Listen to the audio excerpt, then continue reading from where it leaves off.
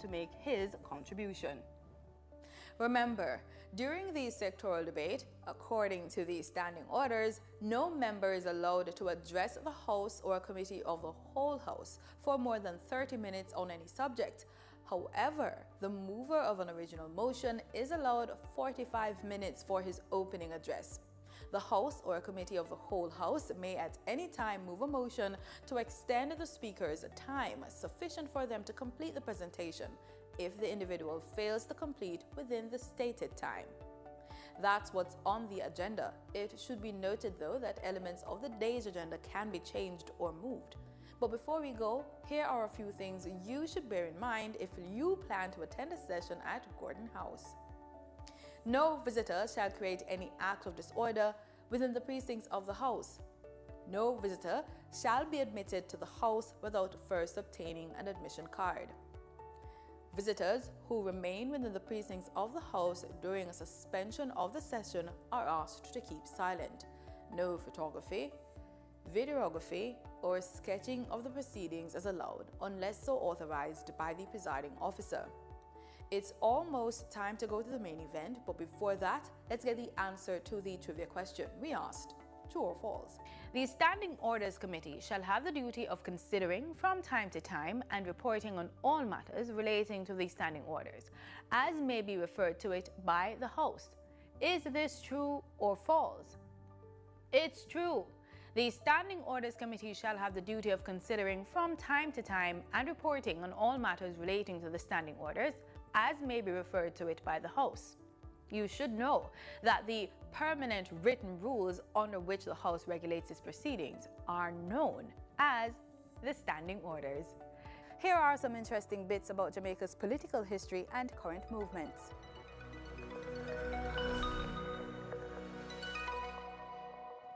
Each of the 14 parishes are divided into constituencies that each elected member of parliament is responsible for. In St. Thomas, the history of human settlement stretches as far back as 650 AD, when the Taino people reached our shores. Archaeologists have unearthed Taino settlements at Spanish Wood, Retreat, Belvedere, Cambridge Hill, and Yallas. The history of St. Thomas is most popularly associated with the events of 1865, popularly recognized as the Paul Bogle Rebellion, or March, which led to Jamaica's assembly being dissolved and the island's status being changed to that of a crown colony. The parish is divided into two constituencies: St. Thomas Eastern, represented by the Jamaica Labour Party's Member of Parliament Michelle Charles since 2020, and St. Thomas Western, represented by the Jamaica Labour Party's MP James Robertson since 2002. Now over to the proceedings.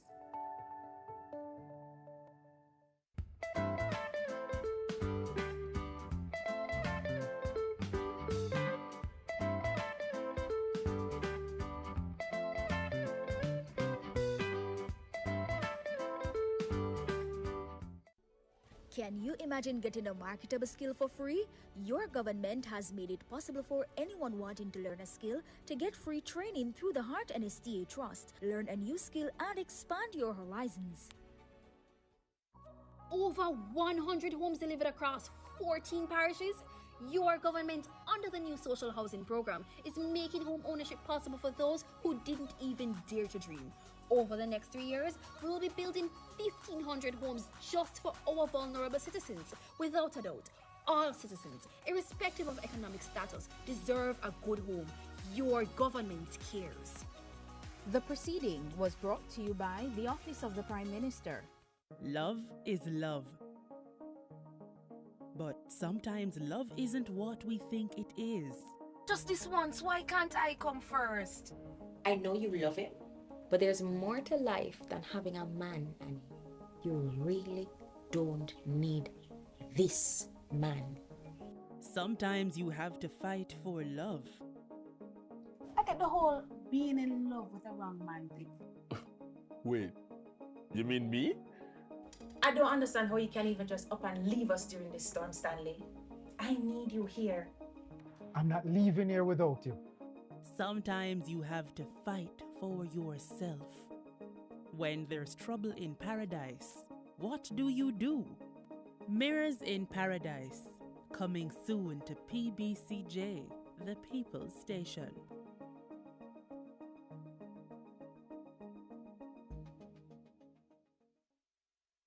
Cook it up and make we steam it. Fresh so me need it, tilapia a real fish. Cook it up and make we roast it. Farm fresh so me need it, tilapia a real fish. Grow smart at the best part. Food for thought so me have to eat smart. Easy catch, fully net. A tilapia so you don't know what's next. Cook it up and make we fry it.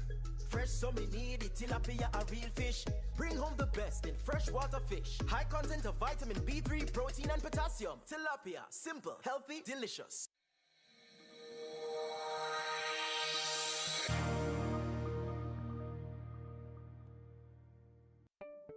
Do you wish there were a way your community could get funding to improve a school, health center, sports program, and more? There is! It's the Constituency Development Fund. Here are a few things you probably didn't know about the CDF and how you can make it work better for you. The CDF policy promotes citizen participation in community development and protection of taxpayers' funds. It outlines that MPs are to meet with citizens at least once every 2 years to agree on the projects needed. You know, it used to be once a year? We should really go back to that. Projects developed without community consultation are not to be approved by the bipartisan CDF Parliamentary Committee. There are 26 government agencies that implement projects, usually for a small fee. Funds are provided directly from the Office of the Prime Minister to the implementing agency, not through the Member of Parliament. The CDF unit monitors project costs and implementation, so if you have questions about how the CDF are run in your community, contact them. To ensure no one project or community gets all the funds, there are 6 project categories with spending limits for each. There must be no less than 5 and no more than 20 projects each year. To learn more, visit jampja.org to view your MP's CDF info and tell them how this fund has impacted you. If you don't see your MP's CDF reports, then put them under little pressure, man. Call, tweet, email. Ask them when they'll submit it and when is the next CDF meeting. Change is possible. It's already happening. What we need is you. A message from the Jamaica Accountability Meter Portal, funded by the European Union and the Inter-American Development Bank in partnership with the Private Sector Organization of Jamaica.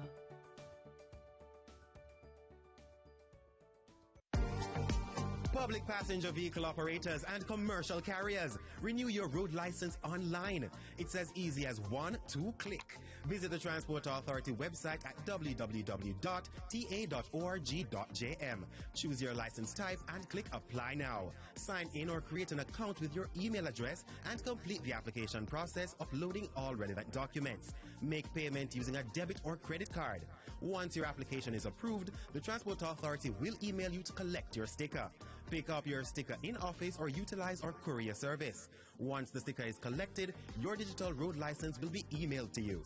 For more information, call the Transport Authority toll-free at 888-991-5687.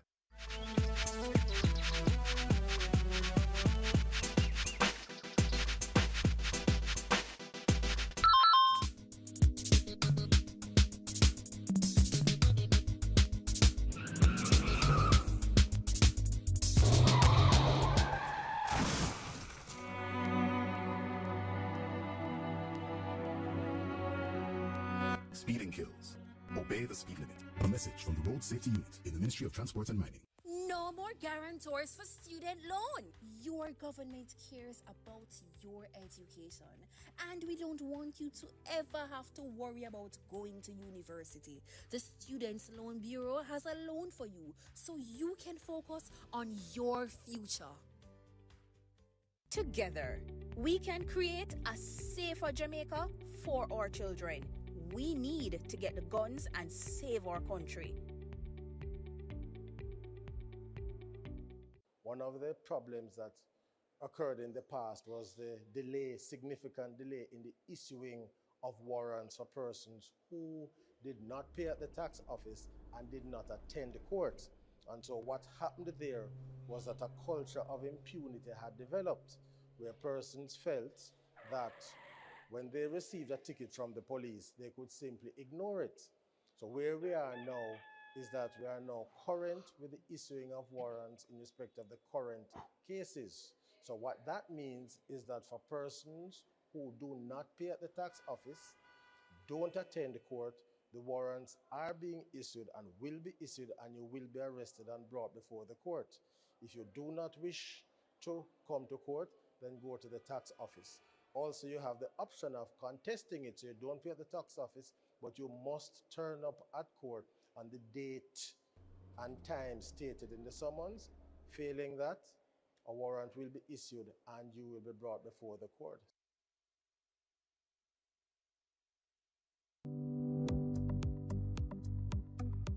Did you know that a country's high level of unsustainable debt can reduce the funds available to provide quality education and healthcare and build climate resilience? The Caribbean debt crisis hinders our potential to thrive. It is time we unlock our full potential by addressing the debt crisis and promoting climate justice. It will require a collective effort, and your voice counts. Join us in the fight for debt relief, climate justice, and to cancel Caribbean debt for sustainable growth. We care about our minimum wage earners. That is why we increased the minimum from the previous increase of 13,000 to now 15,000.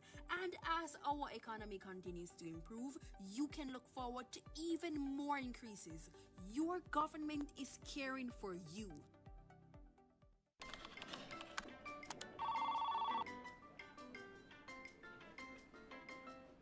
Once upon a time in a Caribbean island known for its rich culture, natural beauty, lived a group of people who were buried in piles and piles and more piles of paper. Papers spanning back to the start of time. Then came a bright idea, harnessing technology to work smarter and not harder. The government of Jamaica is improving its operations to serve citizens better. Many services are now available online, and there's more to come. The government of Jamaica, building a better public sector for all. Jamaica, home of the resilient, passionate and hard-working. A people and a nation who have achieved and defied all odds, working to keep their economy growing, their country thriving, from investments made in innovative opportunities and exports demanded globally. We have a vision, now within our grasp, where Jamaica becomes the place of choice to live, work, raise families, and do business. We will not let go of this vision. We will grow. We will overcome these challenging times and look to the future with hope and positivity. These are special times. The world as we know it has changed, but home will always be in our hearts. And in Jamaica, you can always find a home. Think you know Jamaica? Look again. You will be surprised. Apply to the Heart NSTA Trust. Learn a new skill and expand your horizons. Your government has made it completely free to you.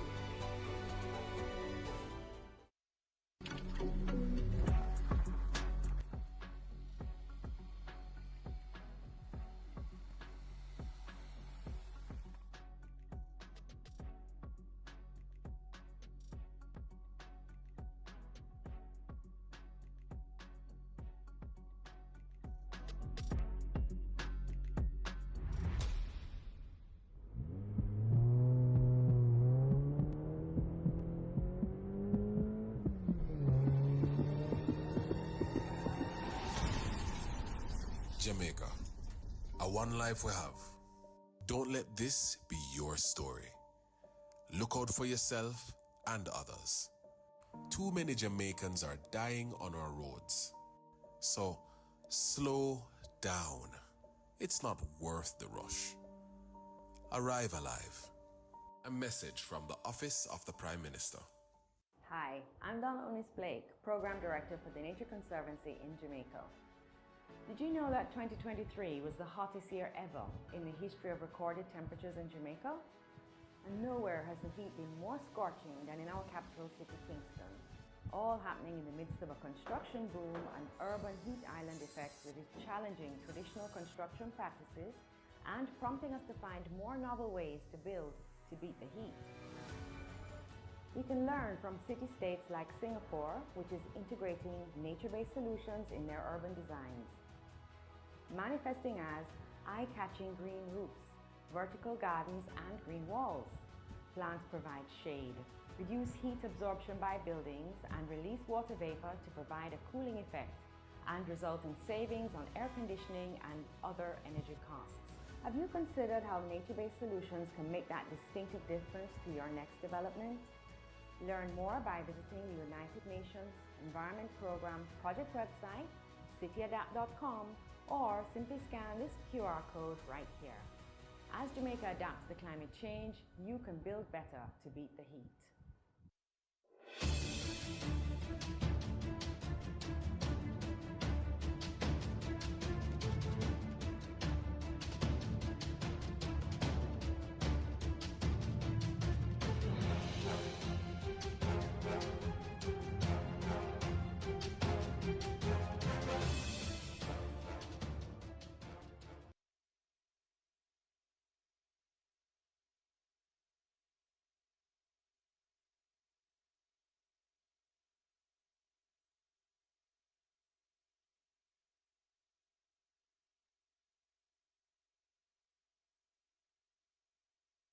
Within the same, in true Christian love and charity, one towards another, through Jesus Christ our Lord.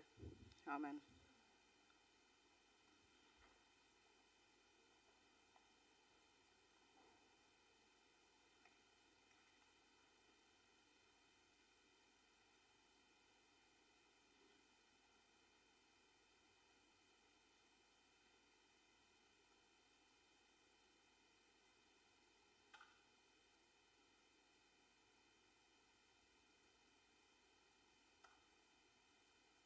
You may be seated.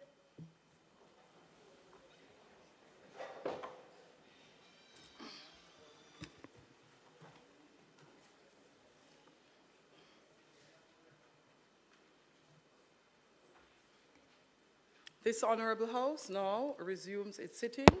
It is indeed a great honour and pleasure to welcome all of you to the sitting of the House of Representatives for today, Tuesday, May 21st, 2024. I would like to extend welcome to those joining us here, seated in the gallery, full gallery today, and for those on social media and those joining us via PBCJ live stream. Special welcome to Ms. Grace Ann Stewart McFarlane, Permanent Secretary from the Ministry of Justice, officials from the Ministry of Justice and its agencies, Mr. Dermot Spence, Permanent Secretary for the Ministry of Agriculture, Fisheries and Mining, officials from the Ministry of Agriculture, Fisheries, Mining and its agencies, stakeholders of the ministries, members of the Diplomatic Corps, and Jamaica's international development partners. Call of the roll.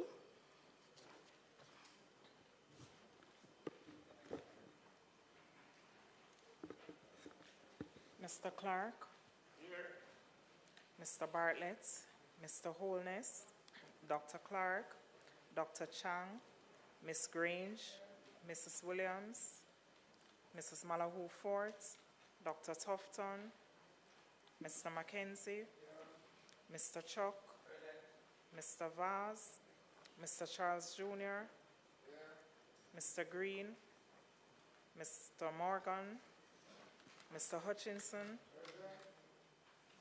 Mr. Terry Long, Ms. Smith, Dr. Dunn, Mrs. Cuthbert Flynn, Mr. Main, Mr. Davis, Mr. Witter,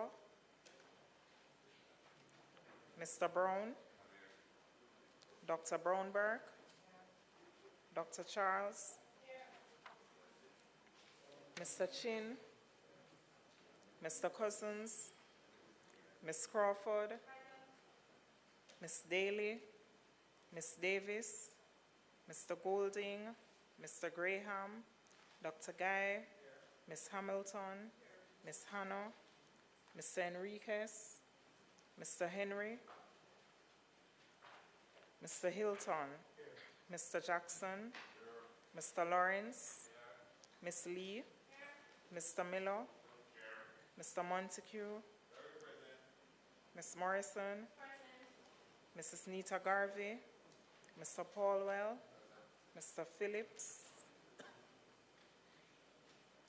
Dr. Phillips, Mr. Robertson, Mr. Robinson, Mr. Samuda, Mr. Shaw, Mr. Siblis, Mr. Slowly, Mrs. Vaz, Mr. Warmington, Dr. Wheatley, Mr. Williams, Mr. Wilson, Mr. Wright, Mrs. Malahufort. Thank you, Madam Speaker. Thank you, House Leader.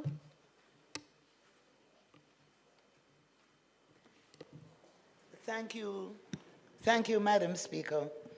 I'll ask that you proceed with the agenda items as listed. Thank you. Thanks, House Leader. Statement by ministers. Announcements. Clerk.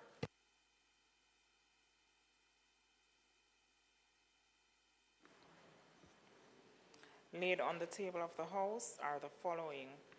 Annual report of the Southeast Regional Health Authority for the years 2011-2012, 2012-2013, 2013-2014, 2014-2015, and 2015-2016, along with their related ministry papers numbered 17, 18, 19, 20, and 21 of 2024, respectively. Annual report of the Court of Appeal of Jamaica for the year 2023, along with ministry paper number 22 of 2024. Integrity Commission's investigation report into concerns that Ms. Ava Williams, manager of Jamaica Customs Agency, failed to file her statutory declarations with the Commission for the years 2018 and 2019, along with its indicative ruling. Thank you, Madam. Thank you. Bills brought from the Senate.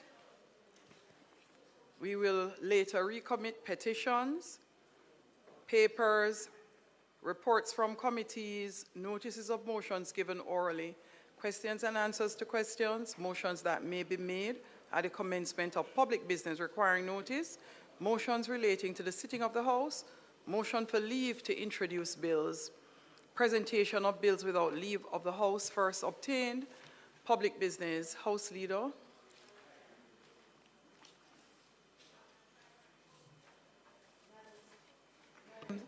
Madam Speaker, today it is our intention to continue the sectoral debate with contributions from the Honorable Delroy Chuck, Minister of Justice, and the Member of Parliament for St. Andrew Northeastern, and the Honorable Floyd Green, Minister of Agriculture, Fisheries and Mining, and the Member of Parliament for St. Elizabeth Southwest. Thank you, Madam Speaker. Thank you, House Leader. We invite first to his feet the Minister of Justice.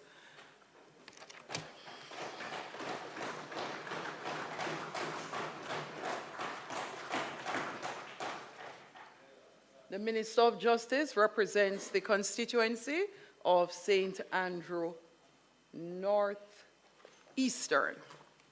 Minister. Thank you very much, Madam Speaker.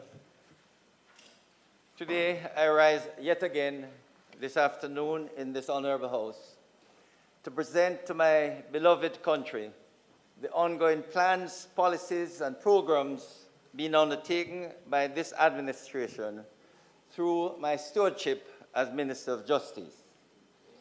Madam Speaker, today's presentation signals my 8th consecutive year as Minister of Justice, a feat made possible by the unbroken 27-year support from the wonderful constituents of North East St. Andrew, and the faith and confidence of the Prime Minister, on Your Holiness, in appointing me. Prime Minister, esteemed ministers and members of Parliament, I express gratitude for your unwavering commitment to the prosperity and progress of our nation in what is a dedicated, collective, continuous program towards improving the lives of the Jamaican people by providing justice, transforming lives, which is our 2024 sectoral theme. Madam Speaker, Prime Minister, members of Parliament, Jamaica's justice system is in the best shape it has ever been in our history.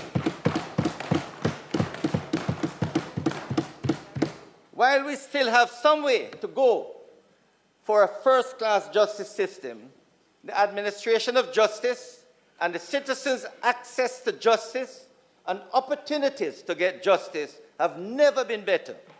And we have many stakeholders to thank for this contribution. To the citizens of Jamaica, I express gratitude for your support in providing meaningful recommendations and suggestions towards improving our justice system. Your contributions are also helping us to achieve the transformation which we all wish for our fellow Jamaicans.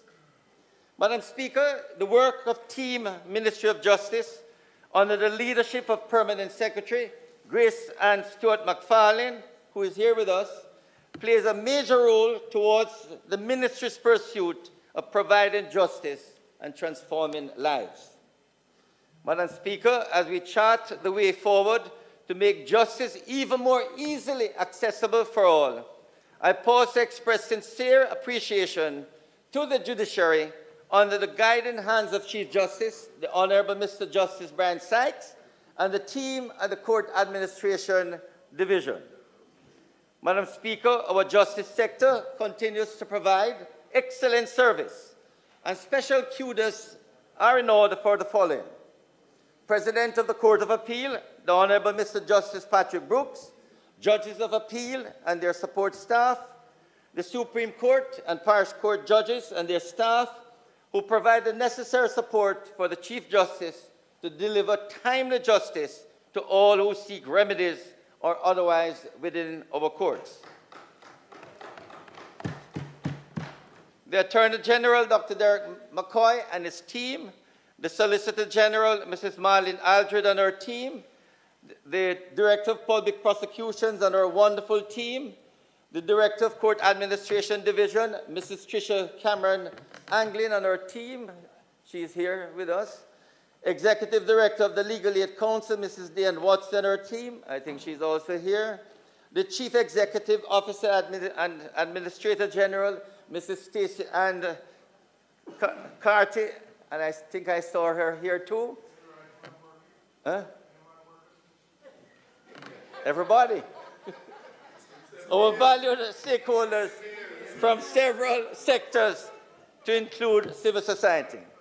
Special mention, Madam Speaker, must also be made of our international development partners, which include Global Affairs Canada, United Nations Development Programme, Foreign Commonwealth and Development Office, United States Agency for International Development, United Nations Children Fund, Government of Rwanda and the Rwanda Corporation International, International Narcotics and Law Enforcement Section in the United States Embassy, and the European Union delegation to Jamaica.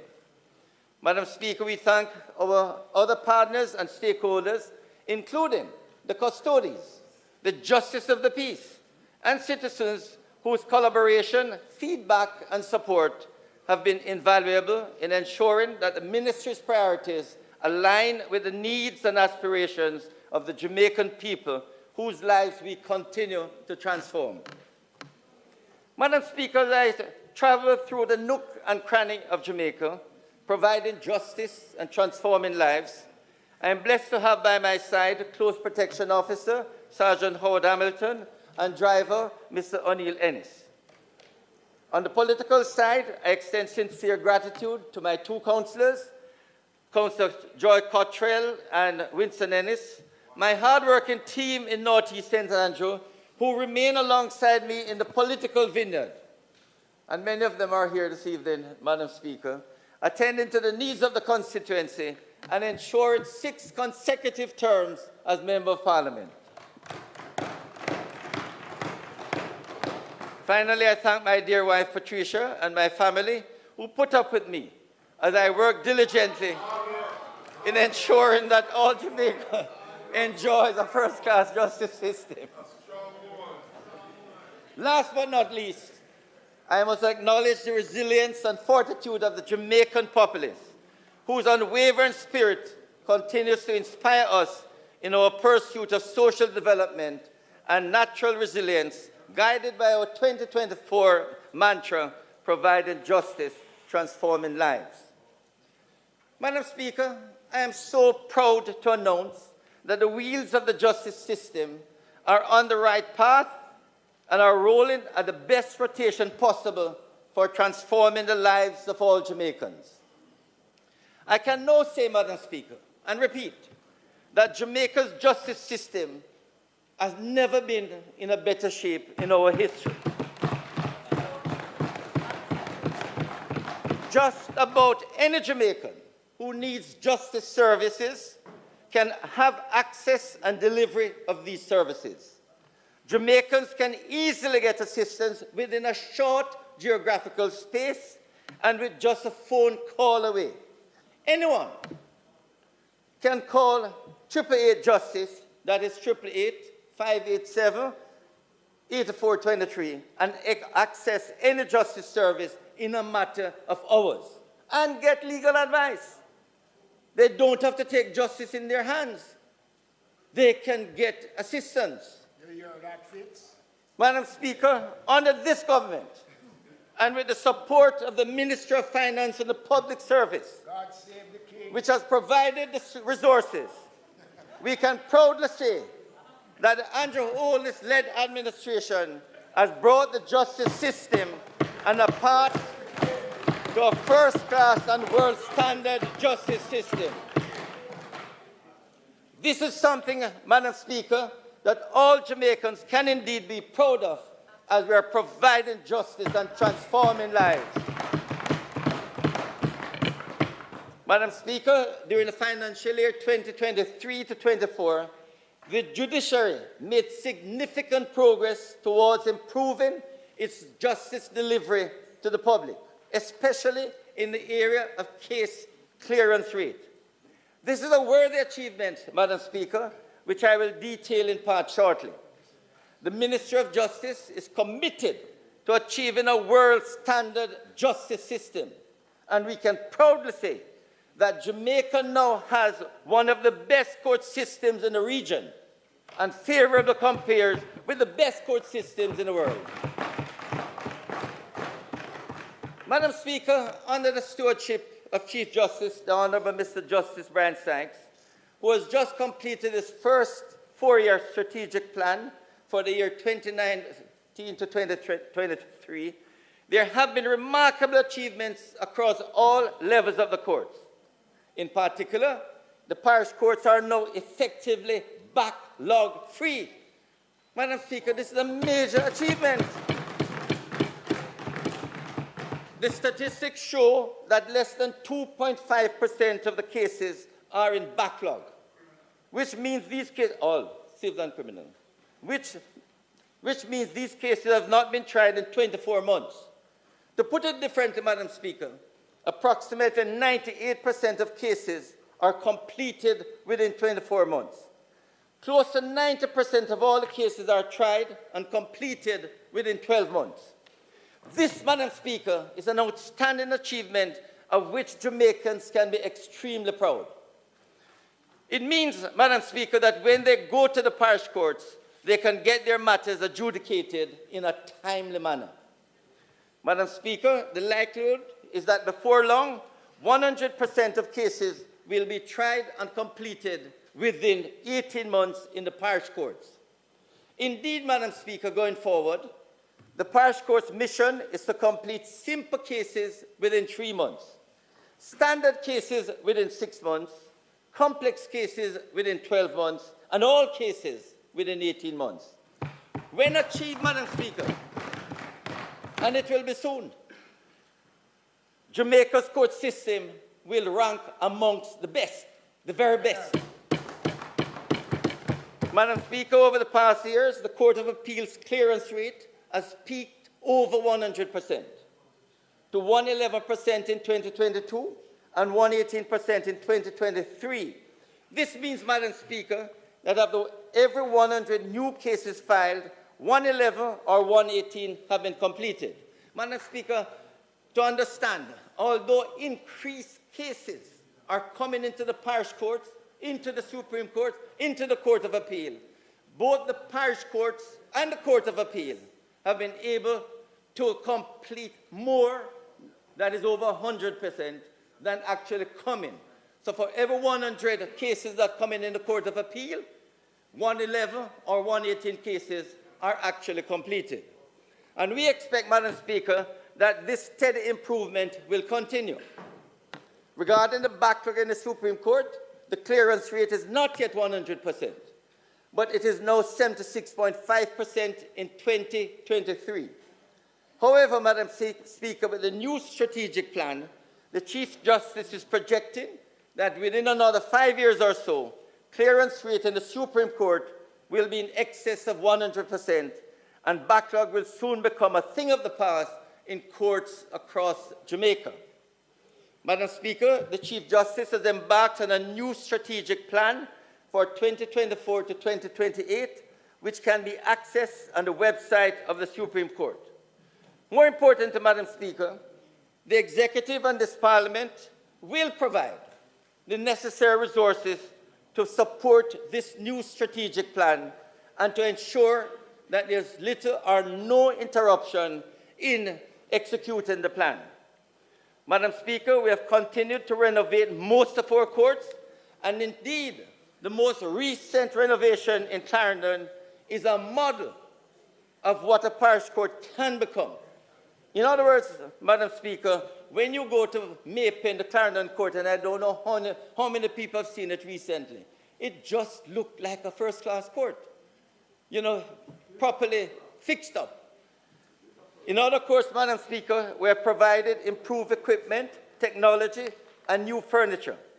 And even though more work needs to be done to upgrade and modernize, we can boast that the court facilities are in fairly good condition across Jamaica. Madam Speaker, let me say it very clear. No other administration has given more support and resources to the justice system like the Andrew Holness administration. Madam Speaker, the Andrew Holness administration has not only given support, resources, but also support the judiciary in many ways. From 2016 to 2023, the number of appeal court judges increased from 7 to 13, almost double. Supreme Court judges increased from 30 to 42. Masters and chambers from 4 to 8. And parish court judges from 50 to 71. In addition, Madam Speaker, we increased the number of prosecutors from 42 to 58. Madam Speaker, it shows the commitment of the Andrew Holness administration to ensure that the justice system gets the resources it needs. Madam Speaker, since 2016, every section of the justice system has had budgetary increases of over 150% in allocation. For example, the Court Administration Division moved from 3.397 billion in 2016 to 9.431 billion now in 2024. Madam Speaker, don't ignore this. The improved salaries of the judiciaries. In 2016, when this Andrew Holness administration came to office, the judges were the lowest paid in the Caribbean. Back in 2016, judges were receiving a compensation package of approximately 12 million per annum. Fast forward to 2023. And the figures have significantly increased, Madam Speaker, with judges in the Supreme Court and Court of Appeal earning close in their compensation package, including vehicles, of close to $30 million per annum. After 8 years, Madam Speaker, we can now say members of the judiciary are among the best paid in the region outside of the Cayman Islands. Madam Speaker, the judiciary are appropriately compensated, deserve their salary, and all we will continue to ask of them, they continue to be as productive as they have been over the last few years. What is interesting, Madam Speaker, the judiciary have got so much support from this Andrew Holness administration, their salaries. In the three arms of government, the executive, the parliament, the judiciary is the best paid. And I can tell you, at the Supreme Appeal Court level, the judges earn much more than ministers and prime minister. At the parish court level, they would earn much more than members of parliament. And that is likely to be adjusted soon, I hope. That is the parish court judge's salary. It is essential to understand, Madam Speaker, that these improved compensation packages align with what is happening in the public sector. They reflect the exceptional performance of our judiciary, which has elevated our court system to be one of the best in the Caribbean and one which resonates with global best practices. Madam Speaker, we continue to improve all the courts, and shortly we will be putting in solar panels. We have started at the Sun Street and the halfway tree courts, and we hope to put solar panels in most of the courts across Jamaica. This, Madam Speaker, will ensure that we move towards the greener environment which the government is pursuing. Madam Speaker, the ministry is well aware of the challenges facing the jury system. We have had several discussions with our stakeholders on ways to improve this important arm of justice. I am pleased to announce, Madam Speaker, that Cabinet has approved an increase in the stipend for jurors. Each juror whose name is called for any circuit will be paid $2,000 for each day that juror attends circuit, or $2,000. Jurors who are impaneled and who serve on a case will now get $6,000 instead of the present $2,000, a 200% increase. Madam Speaker, this is necessary because a lot of jurors, especially in the rural areas, have to take taxi from way in the hills down to the town. They spend money to get there. Yes, sometimes they're not empaneled. So we think it's appropriate that once they are served with a summons to come to court, and your name is called and you're there, you can be reimbursed $2,000. If you serve for the day, you get $6,000. And I think very shortly, Madam Speaker, we will come with the regulations to change it so that hopefully shortly it will be, executed. Moreover, there has been major improvement, Madam Speaker, in the delivery of judgments right across the courts. Most judgments are now delivered within 6 months, and that is something that we can be proud of. Madam Speaker, when I came here as Minister of Justice, judgment debt was a major challenge. I can tell you, Madam Speaker, there were lawyers who were begging me. The government owes them millions of dollars. And I thought, Madam Speaker, it's unfair. They get the case settled, they have a judgment, and yet they couldn't get their money.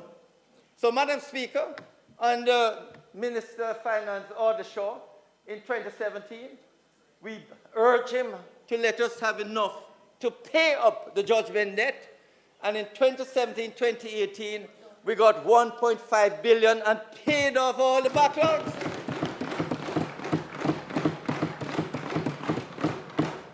And what is important, Madam Speaker, is since then, every completed or settled case, we have been able to pay.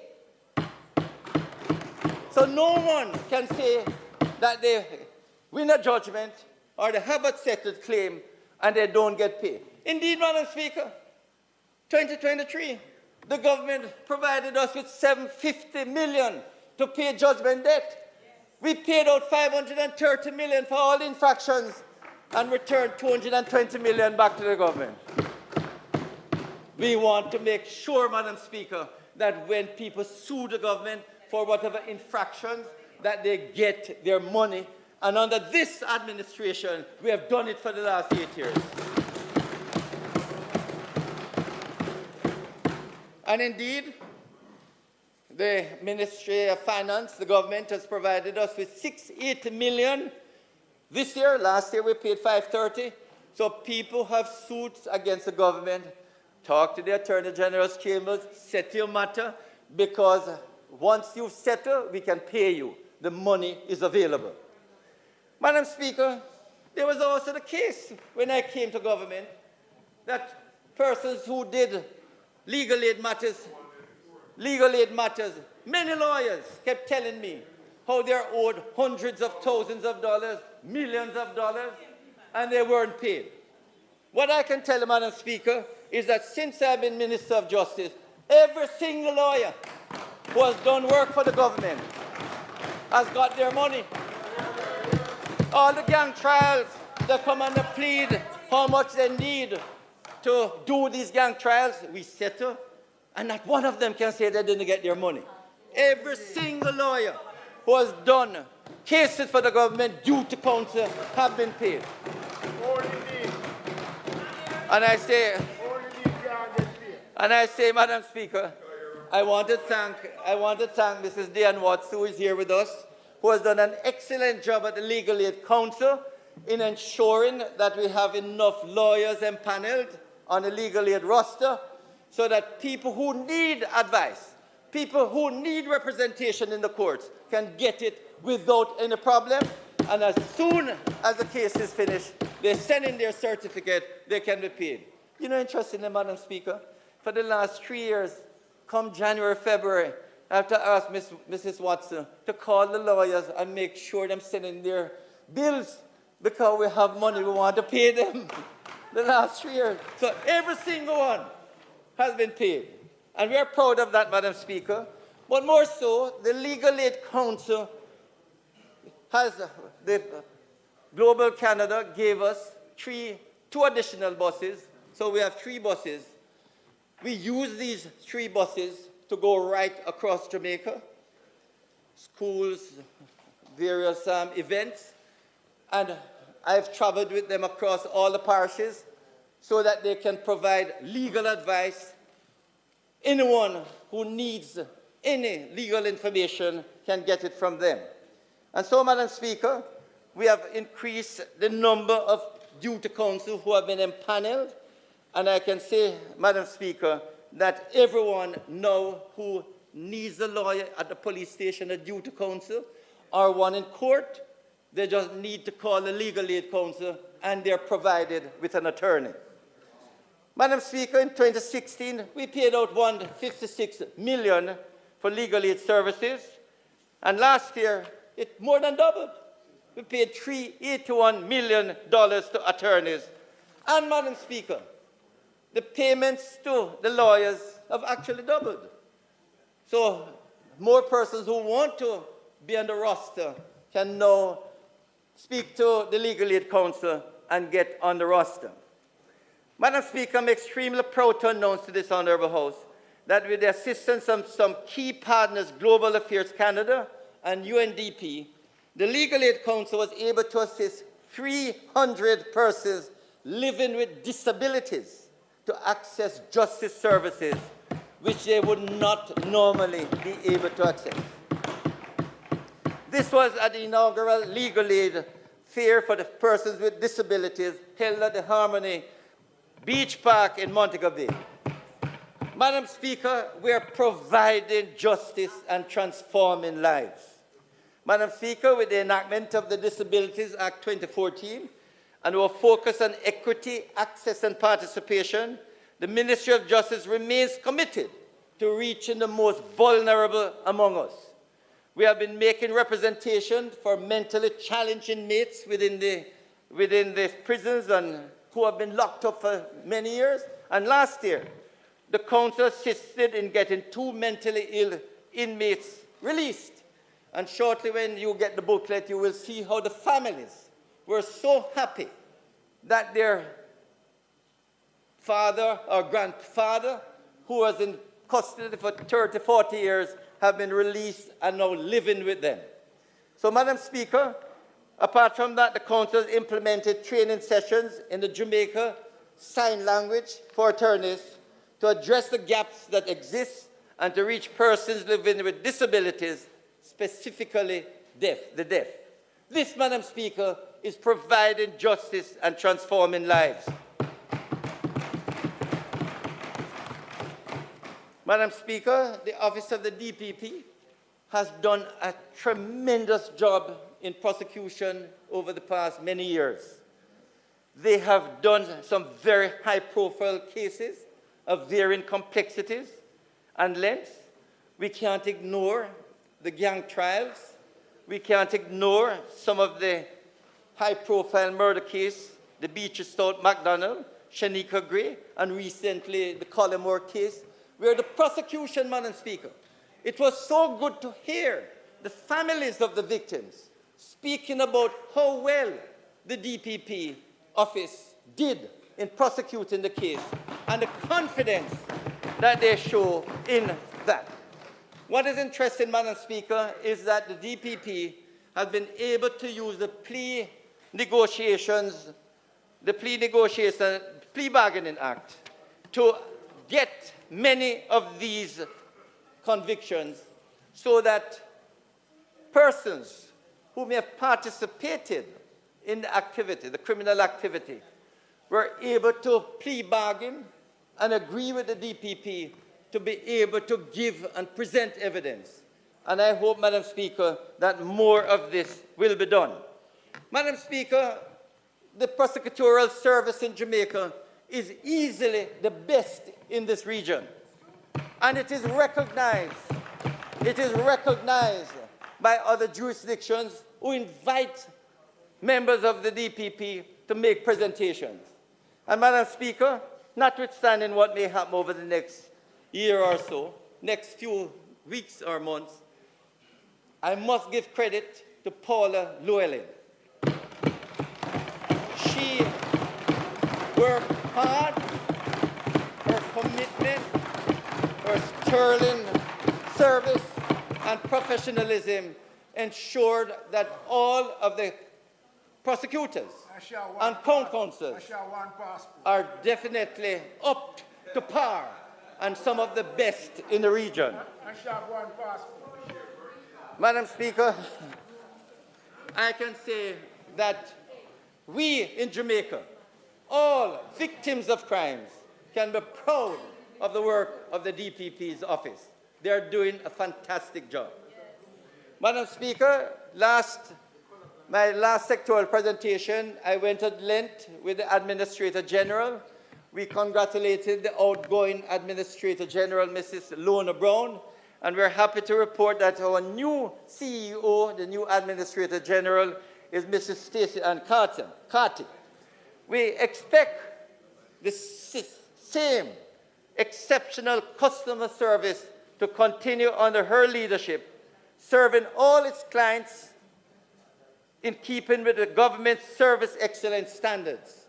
In 2023, the Administrator General won several customer service awards from the Jamaica Civil Service Association as the team members continue to work at providing justice and transforming lives.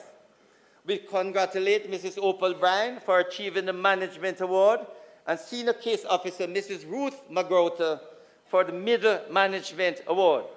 The department, Madam Speaker, has 5,109 active estates and 935 inquiry cases in administration, including 338 new cases for 2023-2024. Over the past 5 years, Madam Speaker, the department has taken on an average of 360 new cases per year and closed an average of 420 cases per year. Madam Speaker, there's no doubt that the Administrator General has improved significantly, and yes, the previous Minister of Justice, we did agree and put in that they can now give their, letter of administration. And that is working beautifully, because within 3 months, these letters of administration can be, and the estate can be dealt with.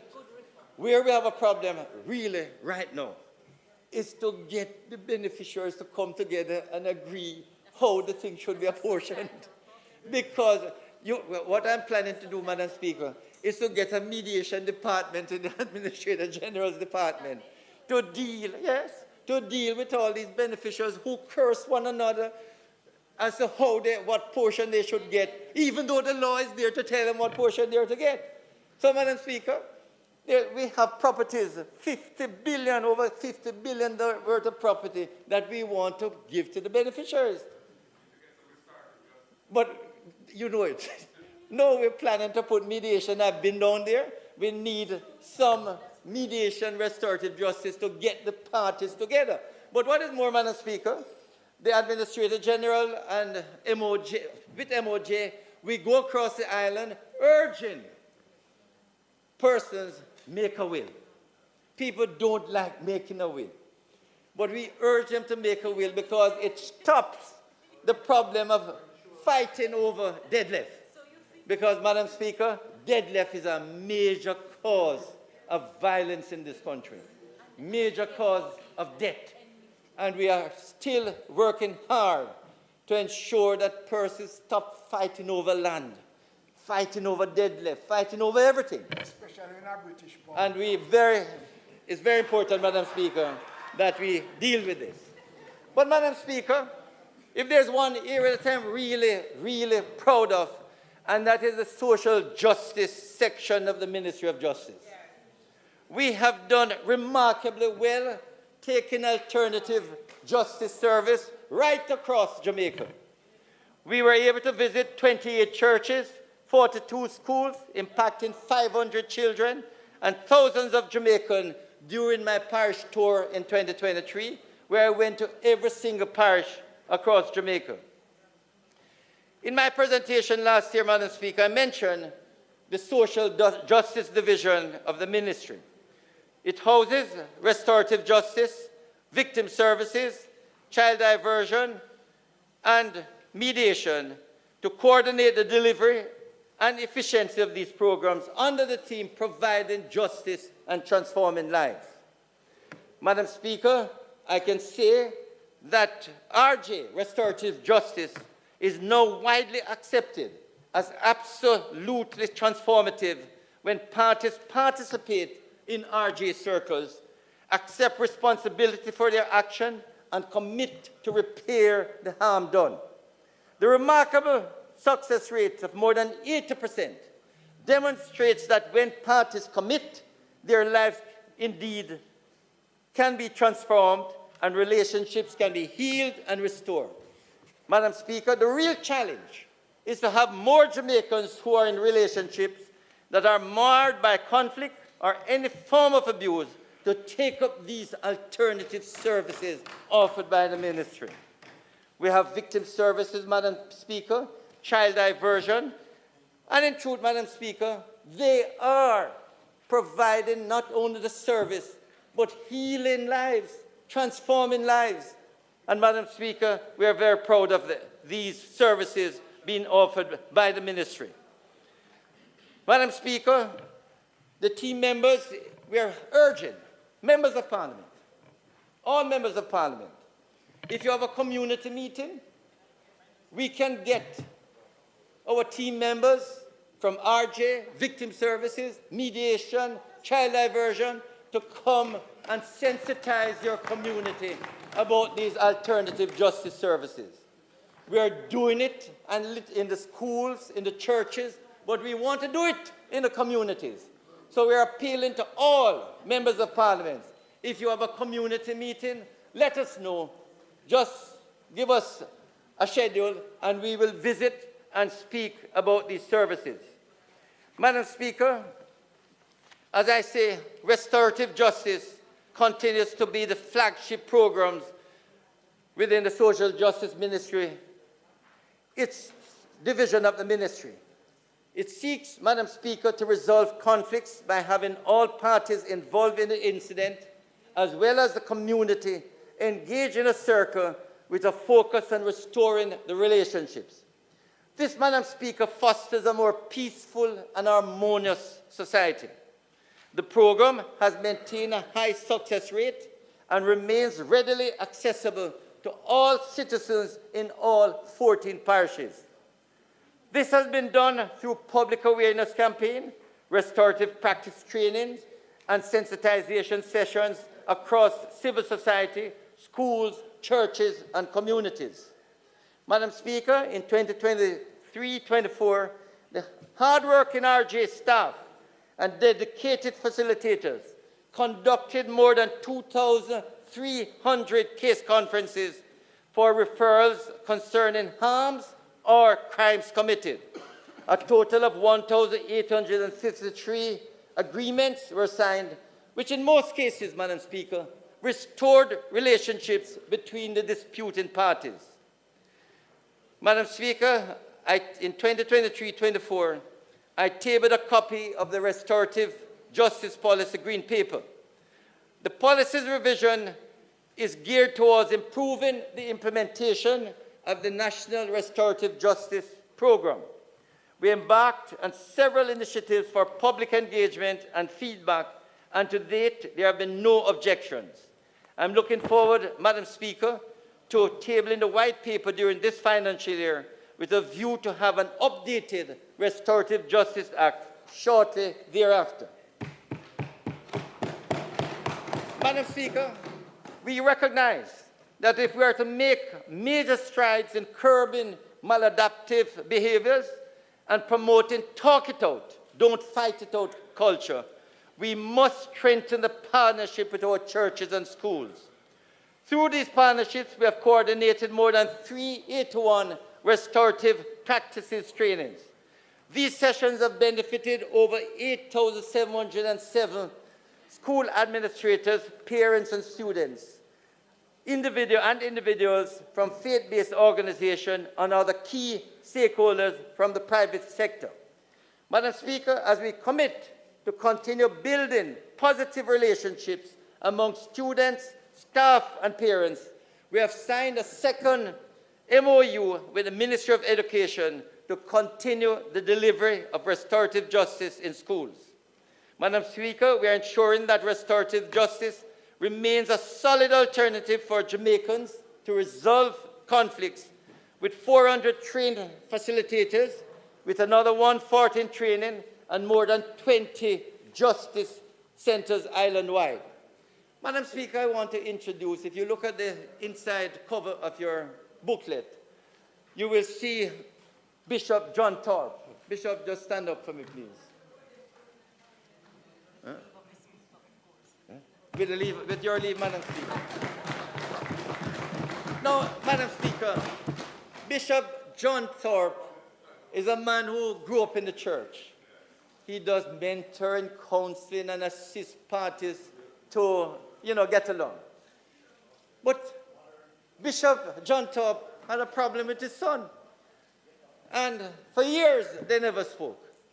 And Bishop John Thorpe heard about restorative justice and decided to get the facilitator to speak to the son, and they were able to get into a circle. And Madam Speaker, Bishop Thorpe will tell you now, he and his son, after years of not speaking, now speak 2-3 times per day. And he's here, Madam Speaker, because he's now the best advocate of restorative justice.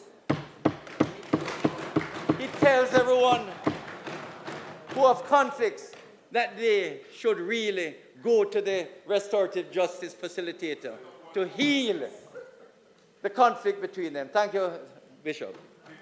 So, Madam Speaker, this is a program that works.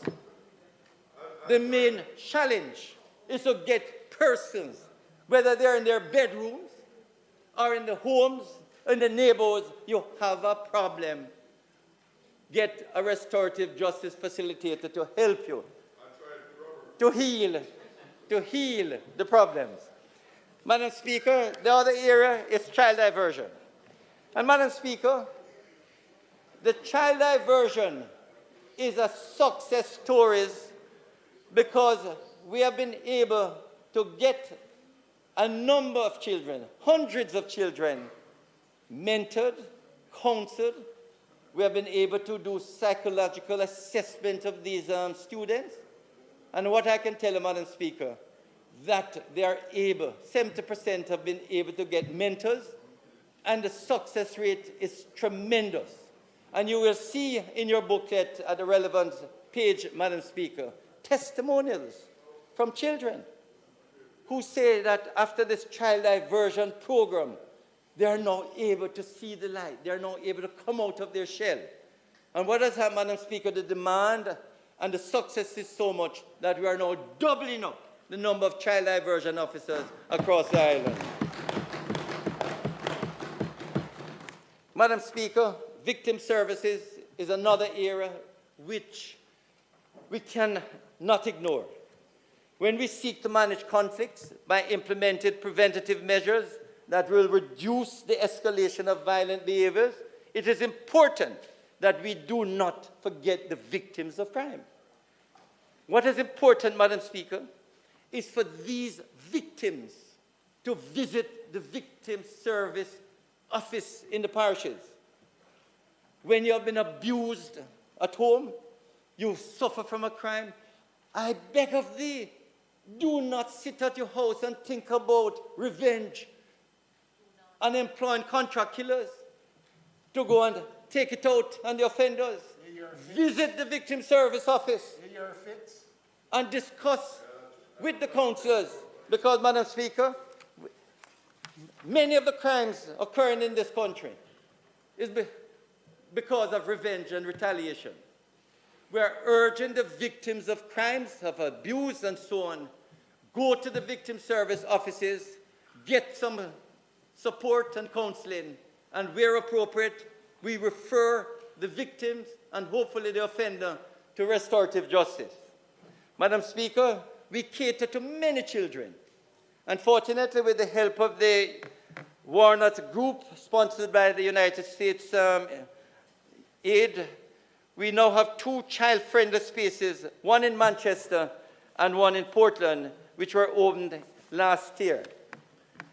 These, Madam Speaker, are very important because these children, we are trying to keep them away from the formal court system, and hopefully they are able to give their evidence from these child-friendly spaces. The other area, Madam Speaker, which is of great importance, is mediation. Mediation is a conflict resolution tool that allows disputing parties to discuss their grievances in the presence of a neutral third party who is a certified mediator in order to arrive at a jointly agreed solution. Madam Speaker, former president of the Jamaica Teachers Association said, "There's too much anger everywhere, and we're going to try to fix that and get rid of it. Mediation and conflict resolution are critical." I agree with that, Madam Speaker. We need, when there's conflict, some form of conflict resolution, and mediation is another, like restorative justice, to really get the parties together to resolve their problems. House Leader, the Minister's time for speaking has expired. Madam Speaker, I now ask that the standing orders be suspended to enable the Minister to continue his speech to its conclusion, notwithstanding the time limit on speeches. Question is that the Minister be allowed 20 minutes to complete his presentation. Those in favor? Those against? The ayes have it. Minister, 20 minutes. Thank you very much, Madam Speaker, and thank you very much, colleagues. Madam Speaker, we are pushing for mediation. Last year, we have now doubled the fees so that in the parish courts, if parties are referred to mediation, especially in civil and family cases, and they can't afford a mediator, the Ministry of Justice is now providing doubled from 10,000 to 20,000 so that both parties, if they can't afford it, can go to a mediator, and this has worked. Having paid out 10,000 in the past, Madam Speaker, in this fiscal year, we are now paying out 20,000 instead of 10,000. Last year, we paid out 9.2 million, and it may be we were happy to pay out more once we can get mediation to resolve the disputes and reduce the burden within our courts. The mediation program, Madam Speaker, is in partnership with the Dispute Resolution of Jamaica, and we urge parties in dispute to use mediation. And Madam Speaker, it works. We have data to prove it. An internal study conducted by the ministry, which garnered data from the program during financial year 22-23, revealed that 92% of mediated cases were resolved within just 40 days. From the point of referral, with an overall success rate of 87%. Of the participants who benefit from the financial support provided, 79% felt that the mediation process was fair, while 88% indicated that they would recommend mediation as a way of resolving disputes. So, Madam Speaker, we are promoting mediation, and sometime shortly, we hope to bring to Parliament a new Mediation Act, which we hope, like arbitration, will position Jamaica as a dispute or commercial dispute center that other countries or parties can visit Jamaica to have their matters settled. Madam Speaker, the ministry is definitely providing the financial support and the legislative program to ensure that individuals and companies can use various dispute resolution to arrive at mutually acceptable agreements. Madam Speaker, justices of the peace, we have over, and Saturday night I participated in the commission of over 100. So we now have over 11,000 JPs. Madam Speaker, this is almost doubled since I have been Minister of Justice. And we want more JPs. The only thing we ask of JPs is that they are of unquestionable integrity, and they are committed to make themselves available to provide service to the community. What we want, Madam Speaker, is that these JPs should be the real focal points to get justice information, to be the advocates not only for justice, but of peace within their communities. As I go across and speak to justices of the peace, Madam Speaker, I urge the JPs to really band together, to be the light, the real leaders in their communities, because they're the ones who can stop a lot of the conflicts, assist in ensuring that there's calm, harmony, and peace within their communities. And Madam Speaker, that is why I'm pushing these justices of the peace, and we have regular sensitization sessions for these JPs. We have had many persons at these sensitization sessions, and last year they had programs on the bail process. Madam Fort gave that one on the bail process, and also on constitutional reform, on the Sexual Harassment Act, on legal aid, and passport immigration. The Accountant Generals came and spoke, and the Administrator General's Department and the Estate Planning come regularly to speak to thousands of JPs on a regular basis. The point, Madam Speaker, is that we want our JPs to be better informed, to be the portal for information. So when you need justice information, they can go to a JP.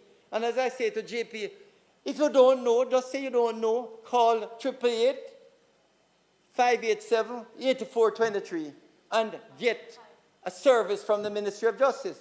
We can put on the person, not only to the various alternative justice programs, but can also provide the necessary legal advice. Madam Speaker, when I came in 2016, we had only 56 notary public. I'm pleased to say we have almost doubled them now. We have 109 notaries right across Jamaica. And I think this is important, Madam Speaker, because people sometimes ask, how can I find a notary? And in the past, it used to be a closed shop. But now we have doubled it, and we hope to appoint even more. Another area, Madam Speaker, is expungement. And this is an area sometimes of great, great concern. A number of persons apply for expungement, but we have limited it to a few cases, and also the sentence must not be over 5 years. Madam Speaker, it's an area that we are looking at carefully because there are many persons who have had a sentence over 5 years, sometimes 10, 12 years. They have served their sentence, they're in their communities, they have lived 20 years without any further conviction, and we need to really examine carefully whether those cases an expungement could be provided. It is a matter that I'm taking to Cabinet and have discussions before I take it to Parliament. Madam Speaker, I would like to thank Bishop Wellesley Blair, who served for 32 years as a member, the last 3 as chairman. Madam Speaker, an area that we provide Minister Clark with some funds at TAJ are the marriage licenses. A number of tourists come here and get their marriage license, and they pay, you know, some money. 9,000 licenses were granted by the ministry, Madam Speaker, and it seemed to increase every year. And we 36 million was paid at TAG by the ministry.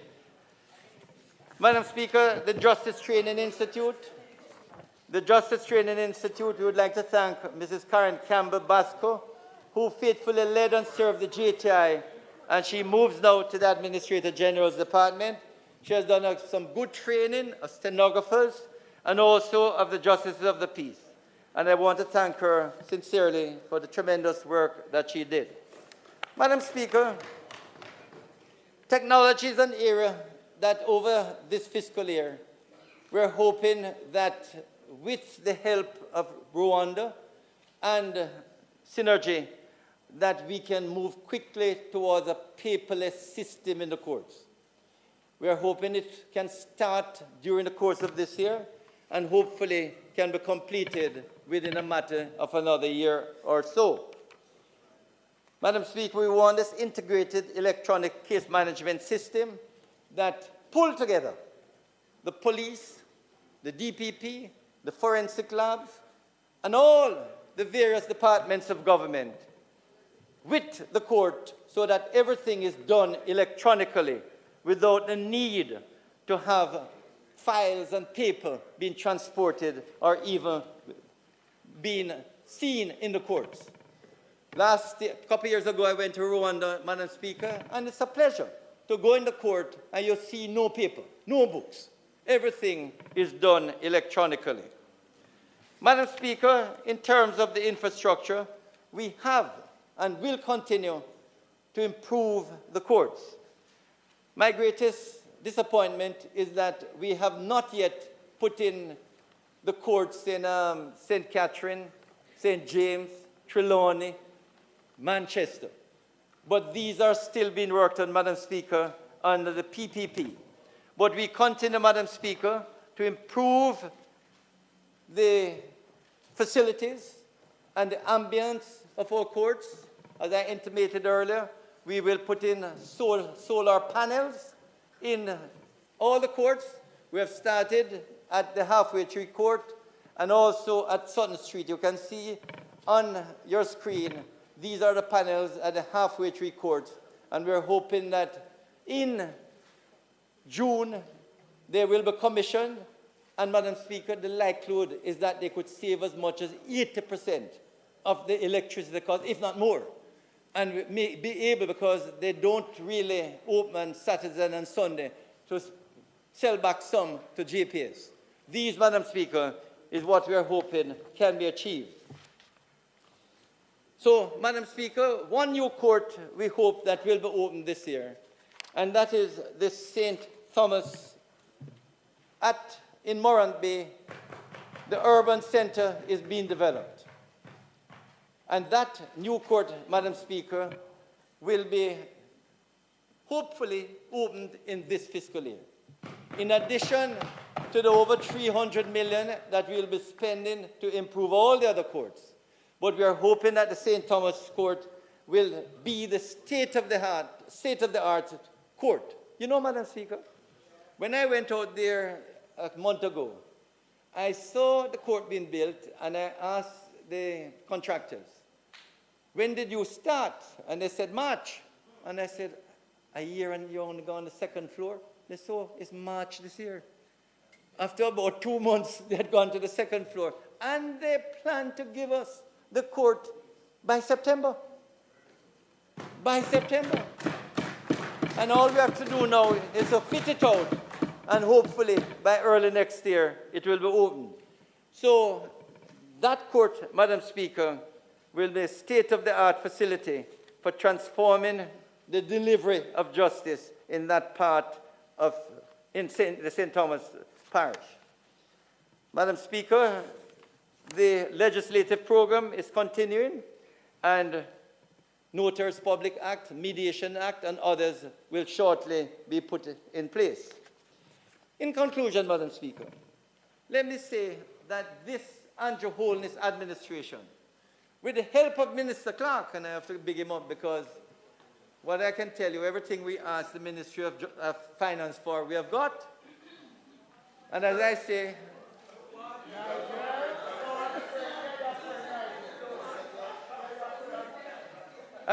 sometimes he doesn't know it's the technocrats who put it together. But at least the money is there. And I said, you weren't here, Minister Clark, to hear that even judgment that we paid off and returned 220 million. And several areas we have tried to spend the money prudently, and that is the intention of this ministry. But, Madam Speaker, in closing, we need to emphasize that the justice sector is where we get a lot of backlogs and bottlenecks because litigants are seeking justice. And surely, Madam Speaker, the justice sector is aware that the more matters that can be completed, they really help litigants in getting on with their lives. Madam Speaker, the record shows that great strides have been made over the past 3 to 4 years. The Ministry of Justice has been consistently working at providing justice and transforming lives. Still, Madam Speaker, much more needs to be done. The court system is significantly reducing the backlog, but we still have a far way to go. Litigants can play their part by using alternative justice services, such as mediation, restorative justice, and so on, to settle matters. The public is urged to remember that mediation offers a win-win outcome, while a court decision is a win-lose outcome. And even the most hopeful for a successful court decision are sometimes left disappointed and devastated with an unfavorable court decision. It is in the interest, Madam Speaker, of the economy and the general society for matters to be resolved promptly in the courts. In civil, family, and commercial disputes, hundreds of billions of dollars may be on hold as the parties await a court decision. And that is why I have to thank the Chief Justice and the judges who are working to be more productive in getting these cases completed in a timely manner. Yes, Madam Speaker, the judiciary is playing its part to deliver timely justice, and it is now appropriate for other stakeholders, attorneys at law, litigants and witnesses to help the process to get matters cleared up. Madam Speaker, even matters that are not tried in open court, such as divorces, probates, and modification of restrictive covenants, if the documents are filed correctly, then the matters can be completed in weeks or months rather than years. Indeed, Madam Speaker, many probates and divorces are now being completed between 8 and 20 weeks, and that should become the norm. There's no reason why a divorce or a probate should take longer than a few weeks, a few months. You hear that, Fitz? But, Madam Speaker, because oftentimes the documents are not completed properly, referrals and the hold-up becomes stretched out. And I know the Chief Justice is working hard. He and I had a discussion recently to say we might use AI, you know, to really examine if these documents are actually correct. You're fit, so you can get a quick... Madam Speaker, we are working closely with the Administrator General to close more estates by finding appropriate resources and channels to get beneficiaries to settle their differences, approve the sale of estate properties to pay outstanding indebtedness, and to cooperate with the department to bring closure to these estates. Our alternative justice services are making a significant impact on the lives of Jamaicans who use these conflict resolution opportunities. The real challenge, as I indicated, Madam Speaker, is to get more Jamaicans in our schools, homes, churches, neighborhoods, and communities to get acquainted with these services and to utilize them. We would have less abuses, threats, and violence across our communities. Madam Speaker, there's no cost to the public or the citizens who use them. The Minister of Justice is providing these services free to everyone who needs and uses them. Finally, Madam Speaker, we can assert that as our economy stabilizes and expands, the justice sector is a main beneficiary. So I want to thank Minister Clark, and don't stop providing more money. Okay? And my ministry will continue to use the resources provided prudently as we work steadfastly towards a first-class, world-standard justice system, as we continue the work of providing justice and transforming lives. May God bless Jamaica. Well done, sir.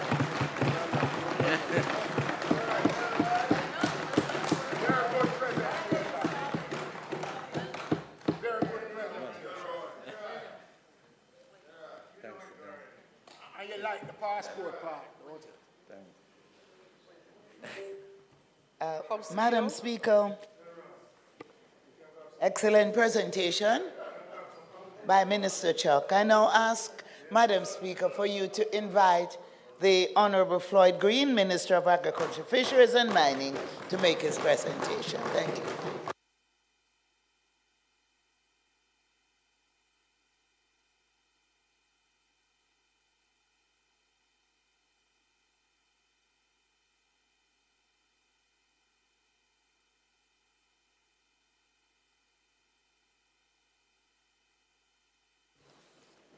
We now invite to his feet to make his presentation in the sectoral debate.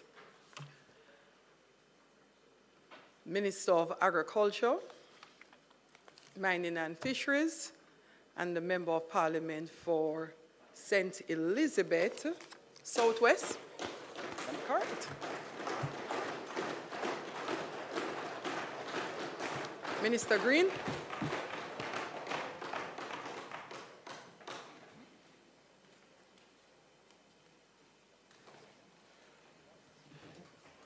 But those who hope in the Lord will renew their strength. They will soar on wings like eagles. They will run and not grow weary. They will walk and not be faint. Isaiah 40, verse 31. Madam Speaker, I'm acutely aware that I'm able to stand here in this moment because of the enduring mercy of God and the countless blessings He continues to bestow upon me. I'm also grateful for the many persons I come across who have indicated that they have whispered a prayer on my behalf. I am truly humbled and honored to be able to address you once again as the Minister of Agriculture and Fisheries, and of course, mining.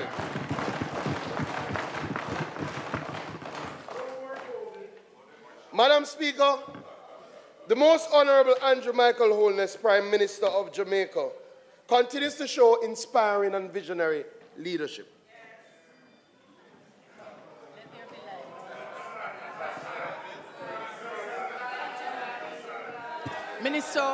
Minister Green.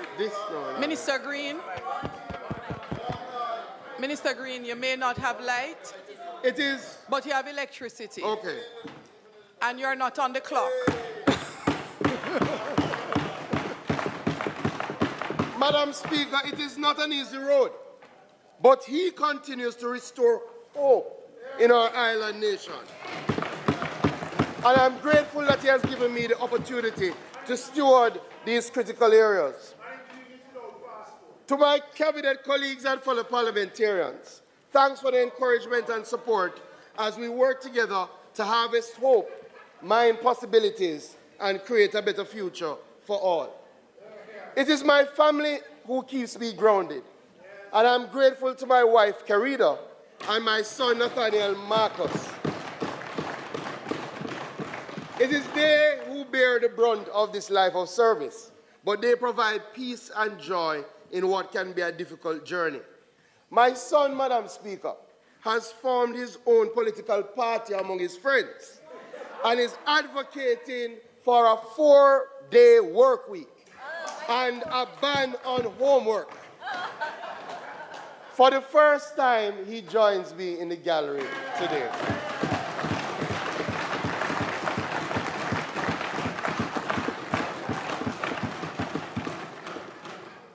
Madam Speaker, I'm privileged to work in tandem with State Minister, the Honorable Franklin Whittle. He is a steady, calm, experienced, and reassuring force. He has marshaled his assigned areas with great skill and is a tremendous asset. Additionally, our astute and talented, hard-working permanent secretary, Mr. Dermot Spence, continues to provide strategic leadership to a team of competent senior managers and committed staff at the ministry and across all our agencies.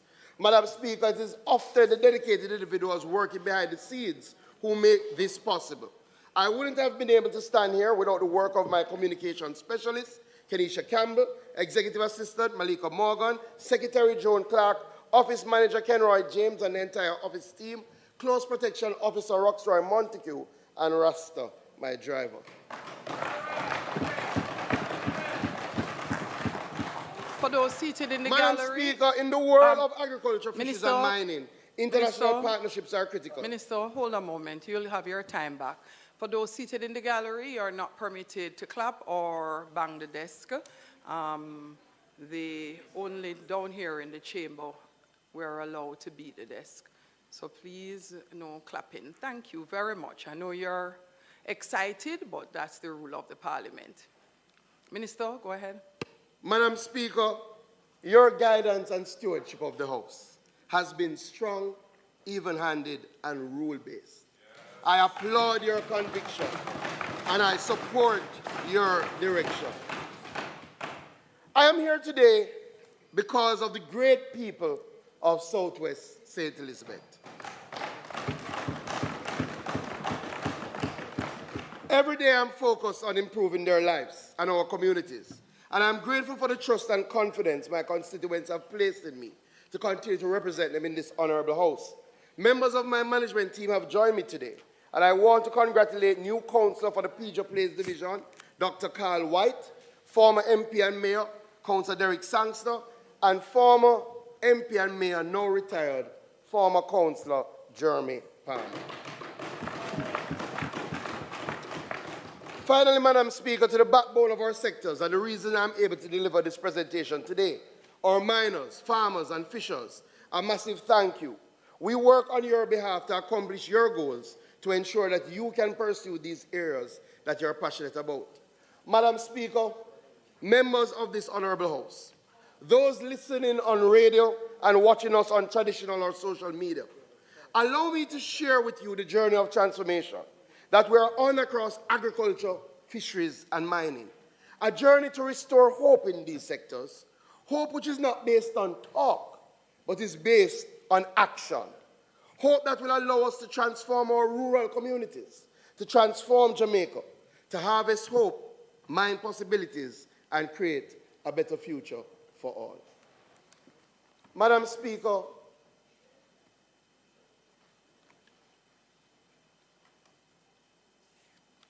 we do have a video insert, but I know we've been having some technical challenges.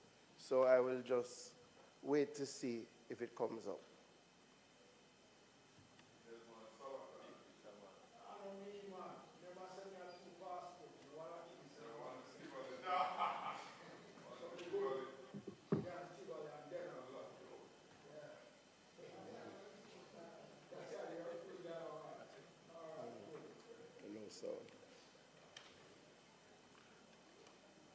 Madam Speaker, we will press on.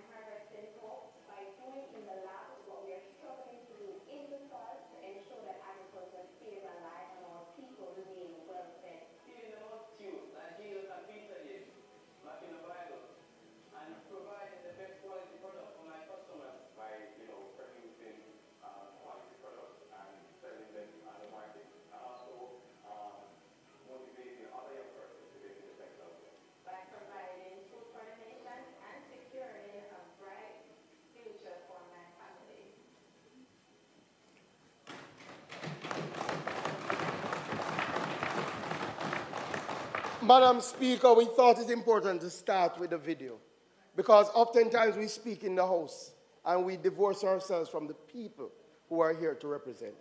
Madam Speaker, our journey on this side is truly to harvest hope, to mine possibilities, and to create a better future for create a better future for everybody. Madam Speaker, to create a robust and effective agricultural sector and a nation that can feed itself, we must prioritize research and development. There was a time, Madam Speaker, that Jamaica was considered the heart of tropical agricultural research, that the name T.P. Lecky was spoken in the four corners of this earth, that Bodles was considered the premier agricultural institution in the Caribbean. We have, however, allowed our research capacity to fall into disrepair. This is what we inherited, Madam Speaker. However, we are changing that reality. Over the last 5 years, this administration has invested $1.5 billion in Bodles as a part of our research center rehabilitation program.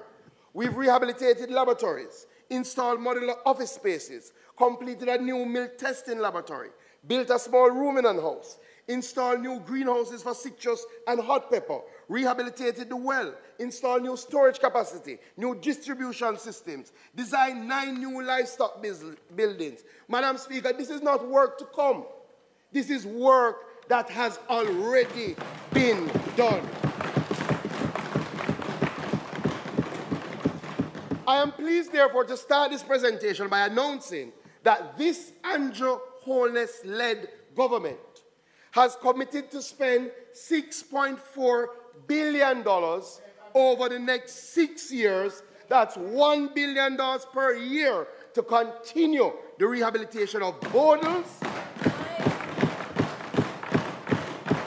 and the transformation of our research stations in Mount Pelier, Orange River, Top Mountain, and Hounslow. In fact, we're starting construction of a $443 million state-of-the-art piggery at Bodles this month.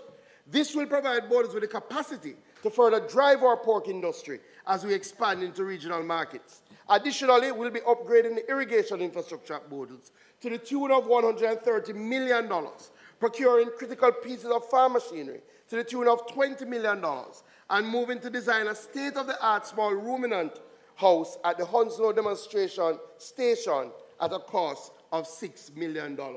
Through research and development members, we will harvest hope and create a better future.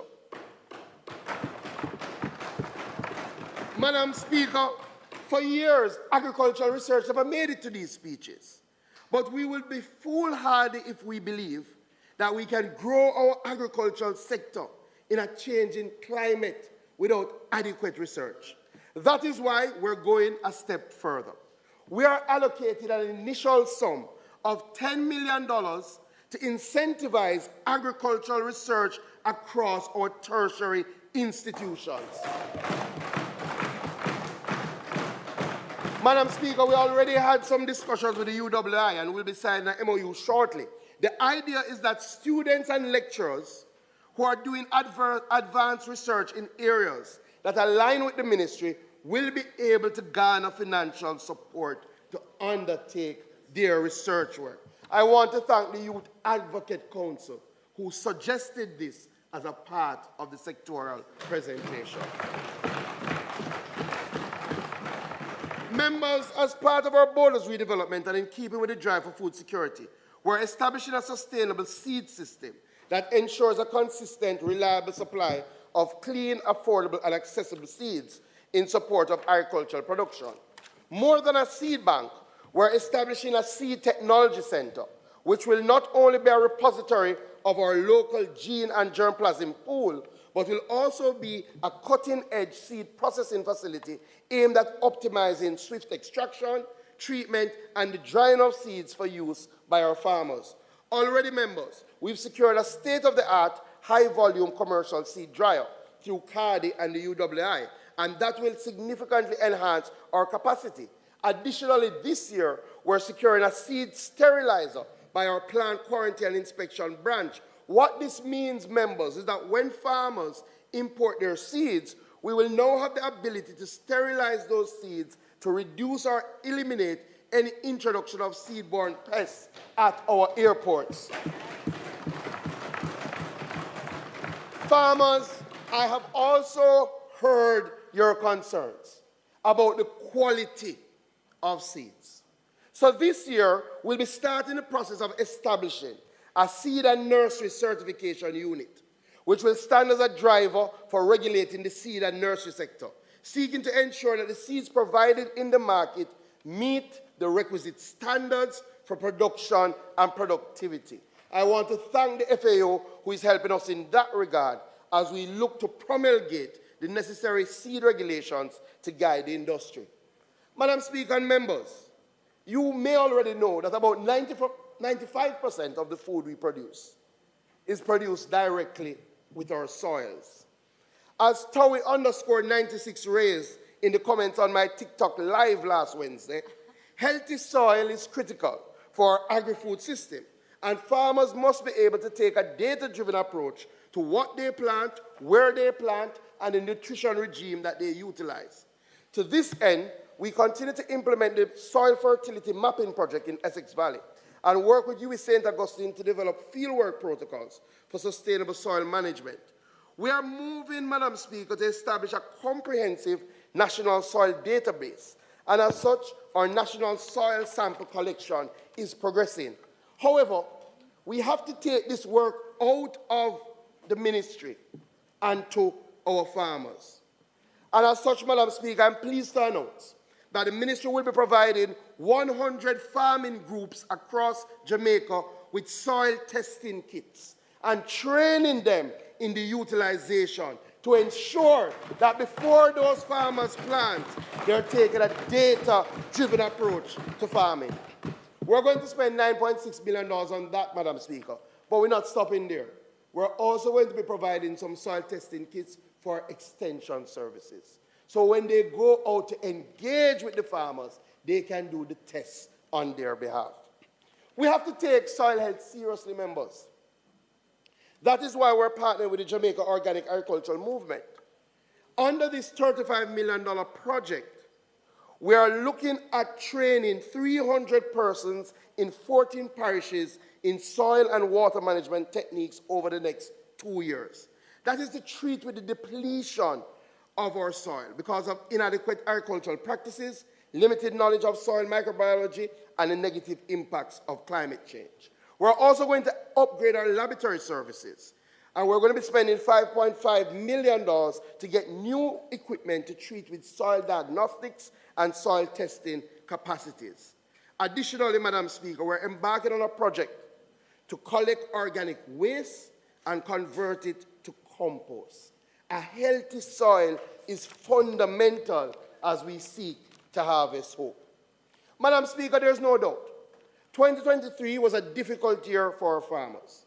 It was the hottest and driest year ever recorded in our country. Consequently, the interventions of the ministry during the year were focused on mitigating losses, increasing resilience, and ensuring the country's food security. Members, the ministry, through our National Production and Productivity Program, provided over $1.3 billion to support the growth of the sector during the year. This is why, Madam Speaker, despite the heat, despite the drought, despite the rainfall, we recorded the second highest level of domestic production ever in the history of our country. The value of our production grew by 32%. Members, we should applaud the resilience of our farmers. Madam Speaker, I'll be honest. I hear a lot of rhetoric from the other side about support for our farmers. But may I remind members that the records are there for us to examine. Between 2012 and 2016, the allocation to the Production Incentive Program to provide assistance for small farmers cumulatively was $350 million. Madam Speaker, $350 million. Madam Speaker, this year alone, we are providing $1.3 billion for our farmers. In fact, Madam Speaker, in the last 3 years, we provided over $3 billion to help drive production, to help our small farmers. It is not by chance that we achieved our highest production levels ever in 2021, and then we passed that in 2022, and despite the drought, we're at our second highest level in 2023. This is a government that supports its small farmers. Madam Speaker, our Production Incentive Program does a number of things. We provide a variety of crops, including yams, hot pepper, cocoa, red peas. We provide livestock. In fact, members, we provided 8,000 acres of crops that were distributed last year. Direct support to 25,000 farmers and generating work for over 82,000 skilled and unskilled laborers. In fact, we provided $85 million to our livestock farmers, which helped 4,700 farmers. Madam Speaker, the amount of farmers the other side were able to touch in their entire 4-year term, we have touched in 1 year. We are harvesting hope and creating a better future for all. Madam Speaker, let me tell you about one of the programs. Our onion program, Madam Speaker. I want to show you what has happened over the last 8 years with our onion program. Firstly, you might not know, but the demand, the consumption for onions has moved from 8,000 metric tons in 2017 to 13,000 metric tons in 2023. So the demand has increased. In 2017, members, we produced about 8% of our consumption needs. And we had earmarked that we would reach 40% by 2023. Members, we have surpassed our goal of 40%. And we are now at 44% of our consumptive needs. But let me explain something, Madam Speaker. If the consumption was the same as it was in 2017, we would have been at 71% of our consumptive needs. Between 2017 and 2023, our local onion production grew by 644%. We moved from producing 800 metric tons to now producing 6,000 metric tons of onion locally. And they like to talk about import. We should tell them onion imports for this year is down 11.9%. And we're not stopping there, Madam Speaker. We're going to support our local farming group some more. We've earmarked $60 million to help local onion farmers to put in the technology for drying houses so that they can extend the shelf life of their crops. We could also speak about Irish potato, Madam Speaker, as one of our priority crops that has had tremendous difficulty over the last 2 years because they do not farm in areas where they have access to water. But we're fixing that, Madam Speaker. In fact, this year we've constructed an over $5 million water catchment system in Hindstown to ensure that the farmers in that area are able to do better next year. Madam Speaker, I want to speak about livestock. And we can't be food and nutritional secure unless we have a strong livestock sector. We've seen a significant increase in our small ruminant sector. In fact, we've had to be expanding our barns at our agricultural shows because we've seen an influx of sheep, goats, and importantly, young small ruminant farmers like Chantal Dillon that you saw in the video, or Kashif Brown, the Eco Farm of the Year from Westmoreland. Members, this is not happening by chance. This is not happening by buck-up. This is happening because of the steps that we have taken. In August 2021, we launched a Small Ruminant Development Program. Its implementation has resulted in the importation of over 1,000 goats across the public and private sector. In fact, this year, Madam Speaker, the government imported 197 small ruminants, which is the largest importation since the 1990s. Madam Speaker, a lot of us are familiar with Boer, we're familiar with Nubian, but we're bringing in new breeds. Seine, Kiko, Alpine, La Mancha, breeds that are not only good for meat, but are good for dairy, goat milk production. But I'm going to tell you how policy can drive industry, Madam Speaker. We looked at the situation. Nobody was importing goods. And we said, let us remove the duty. Things like the GCT, and I want to commend the Minister of Finance. And last year, private individuals saved over $13 million through importing goats into our country.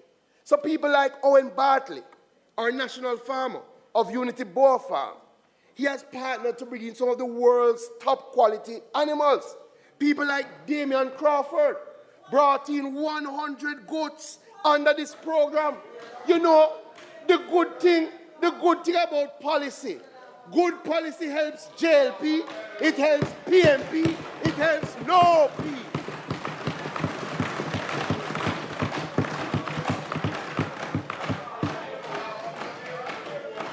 So, Madam Speaker, we are going to be doing more. We're improving our forage production at Bodles, and we've established 100 acres. We have also constructed a 500-head small ruminant house at Bodles. And this year, Madam Speaker, we're going to expand our small ruminant semen bank and our animal fertility laboratory to collect and store genetic material. Madam Speaker, importantly, we are developing a herd registry and animal management system to allow farmers to register purebred small ruminants and to have greater access to animal records. Madam Speaker, we're partnering with Jamaica broilers and Caribbean broilers to train our people in artificial insemination. Additionally, we're installing and commissioning a newly acquired feed pelletizer to produce feed using local raw material. And we will continue our artificial insemination program where we distribute semen to clusters of farmers free of cost. Madam Speaker, we have had a rich history of cattle farming. Significant work has been done by the Dairy Development Board, Agro-Invest Corporation, and Bodles to restore some of our former glory in cattle production. Madam Speaker, Minard Farms is being restored as a center of excellence, housing our gene pool repository of Jamaica Black, Jamaica Braham, and Jamaica Red Pool cattle. Madam Speaker, we have seen a significant turnaround at the Minard Estates, with their first set of calves under the artificial insemination program performing exceptionally well, and with the herds being managed in such a way that we've returned to cattle auctions. As I mentioned, Minard Estates, members, I would like to share with this House that under your government, we are now regularizing the farm hands at Minards. We are taking them from contract work and making them full-time, pensionable employees of the government of Jamaica under their new title, facilities custodians. Madam Speaker, for years we allowed our Jamaica Hope line to deteriorate. We're not going to stand by and allow that to happen any longer. January of this year, we embarked on the Jamaica Hope Rehabilitation Program, which is intended to restore the herd's functional capacity by implementing a genetic evaluation system, increasing the frequency of desirable genes in animals, improving milk yield, fertility, and environmental adaptability. As I speak about the Jamaica Hope, I have to speak about dairy. Milk has traditionally formed a part of our healthy diet, being an excellent source of vitamins and minerals, great for bone health. Poor government policy in the 1990s decimated our milk sector. We are bringing it back. Last year, we produced 10.6 million liters of milk. We want to reach 30 million liters of milk by 2030. To achieve this, we're building from the ground up.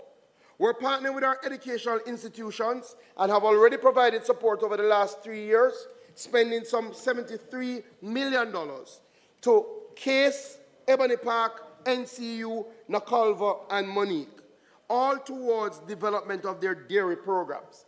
At the secondary level, we're partnering with Sidney Pagan STEM Academy, Dintil Technical High School, Monroe College, Newell High, and we will rehabilitate or construct milking parlors and provide them with the modern equipment and animals needed to ensure efficiency. This year, Madam Speaker, we plan to spend $56 million on helping our educational institutions have a dairy sector. But, Madam Speaker, I'm pleased to announce that we are going further this year. We'll be embarking on what I call the Dairy Livestock Innovation and Nutrition Program, the LINK. Under the LINK program, we're introducing solar-powered cooling systems, which will significantly reduce the cost of production for small dairy farmers. Madam Speaker, we're going to be purchasing and distributing 15 new mobile milkers across our dairy farming clusters and schools. We will install 7 energy-efficient milk cooling tanks. We will build our gene pool by importing and distributing live cattle, embryos, and semen. Importantly, members, under the LINK program, we're establishing a technology center and an equipment lease program, where, through the Dairy Development Board, we will allow our small farmers to lease at concessionary rates milking machines, silo packers, silo press, harvesters, shave cutters, hail balers. All of this will be provided to our small farmers on lease under this new initiative. This is how you harvest hope. This is how you cultivate a better future. Madam Speaker, when the Dairy Development Board was established, the concept of what was milk was fairly straightforward. As such, to lead to a resurgence of our local milk industry, a cess was levied on cow's milk. Since that time, a number of products using the term milk compete with dairy milk, but don't have the same cess regime. Additionally, all of these items are imported. Cabinet has approved the expansion of the definition of milk to incorporate milk from other animals, such as goats. However, we're currently consulting with the sector to explore whether there needs to be a further expansion of the definition of milk towards an inclusion of all products that claim to be milk to ensure that the playing field is level. Madam Speaker, our poultry industry continues to perform exceptionally well. We continue to support a policy direction that puts Jamaica first and supports our local farmers. That policy direction is better than that would seek to give advantage to farmers in other countries. Poultry meat has continued expansion, moving by 25% from 2014 to the 138 kilograms we now produce in 2023. Of that, Madam Speaker, 40% is contributed by our small farmers. We have also seen an expansion in the chicken feet production. And as such, we have reduced our importation of chicken feet by 47%, as we are now able to satisfy that market locally. We're not stopping there. Madam Speaker, as we look to drive food security and to ensure that more of our citizens in our urban centers have access to affordable food, I hereby announce the launch of our Urban Harvest Program. This program will see the provision of livestock, such as chicken, small ruminants, even ornamental fish, across our urban spaces and our inner city communities. We will also be distributing 3,000 backyard gardening kits and putting in an incentive regime to encourage hydroponic farming. Each initiative, Madam Speaker, will have a set criteria and will incorporate the participation of political representatives, NGOs, church groups, as we look forward to entice the involvement of our urban population in our agricultural enterprise. Madam Speaker, we can't speak about livestock and not speak about prairie larceny. We continue to work with the Jamaica Constabulary Force to strengthen the capacity of our police personnel to enhance the effectiveness of our prairie larceny prevention efforts. In this regard, Madam Speaker, up to February of this year, 7 training sessions were conducted with the JCF across 19 geographic police locations, training 148 personnel. Up to the end of May, the JCF has made 51 arrests for prairie larceny. They have launched 53 farm watch groups. They have undertaken 2,343 inspections of abattoirs and slaughterhouses. Madam Speaker, I really want to commend the Manchester Police. They have arrested 13 people for prairie larceny since the start of the year. But, Madam Speaker, let me explain a problem that we've been facing. We've been having a problem in the prosecution of agricultural crime in adjudicated loss and damage, having people with the necessary expertise to do that adjudication. But, Madam Speaker, when we see a problem, we don't turn a blind eye. We move to solve them. As such members, I am pleased to announce that we have collaborated with the Hard Trust NSTA to develop the first of a kind certification program for agricultural produce valuators in Jamaica. Madam Speaker, we now have 2 new NVQJ Level 3 NCTVET certified agricultural valuation courses and are now available at all HEART-accredited training institutions.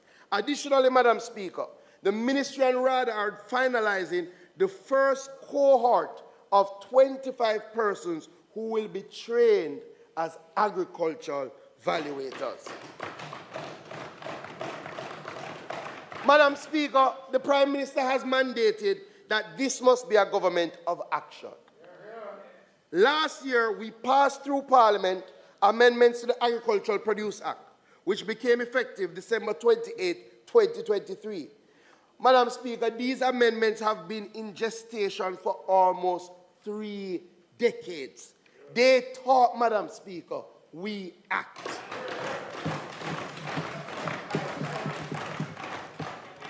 We are going through our sensitization stage now and preparing the necessary regulations to be tabled this financial year as we embark on implementation.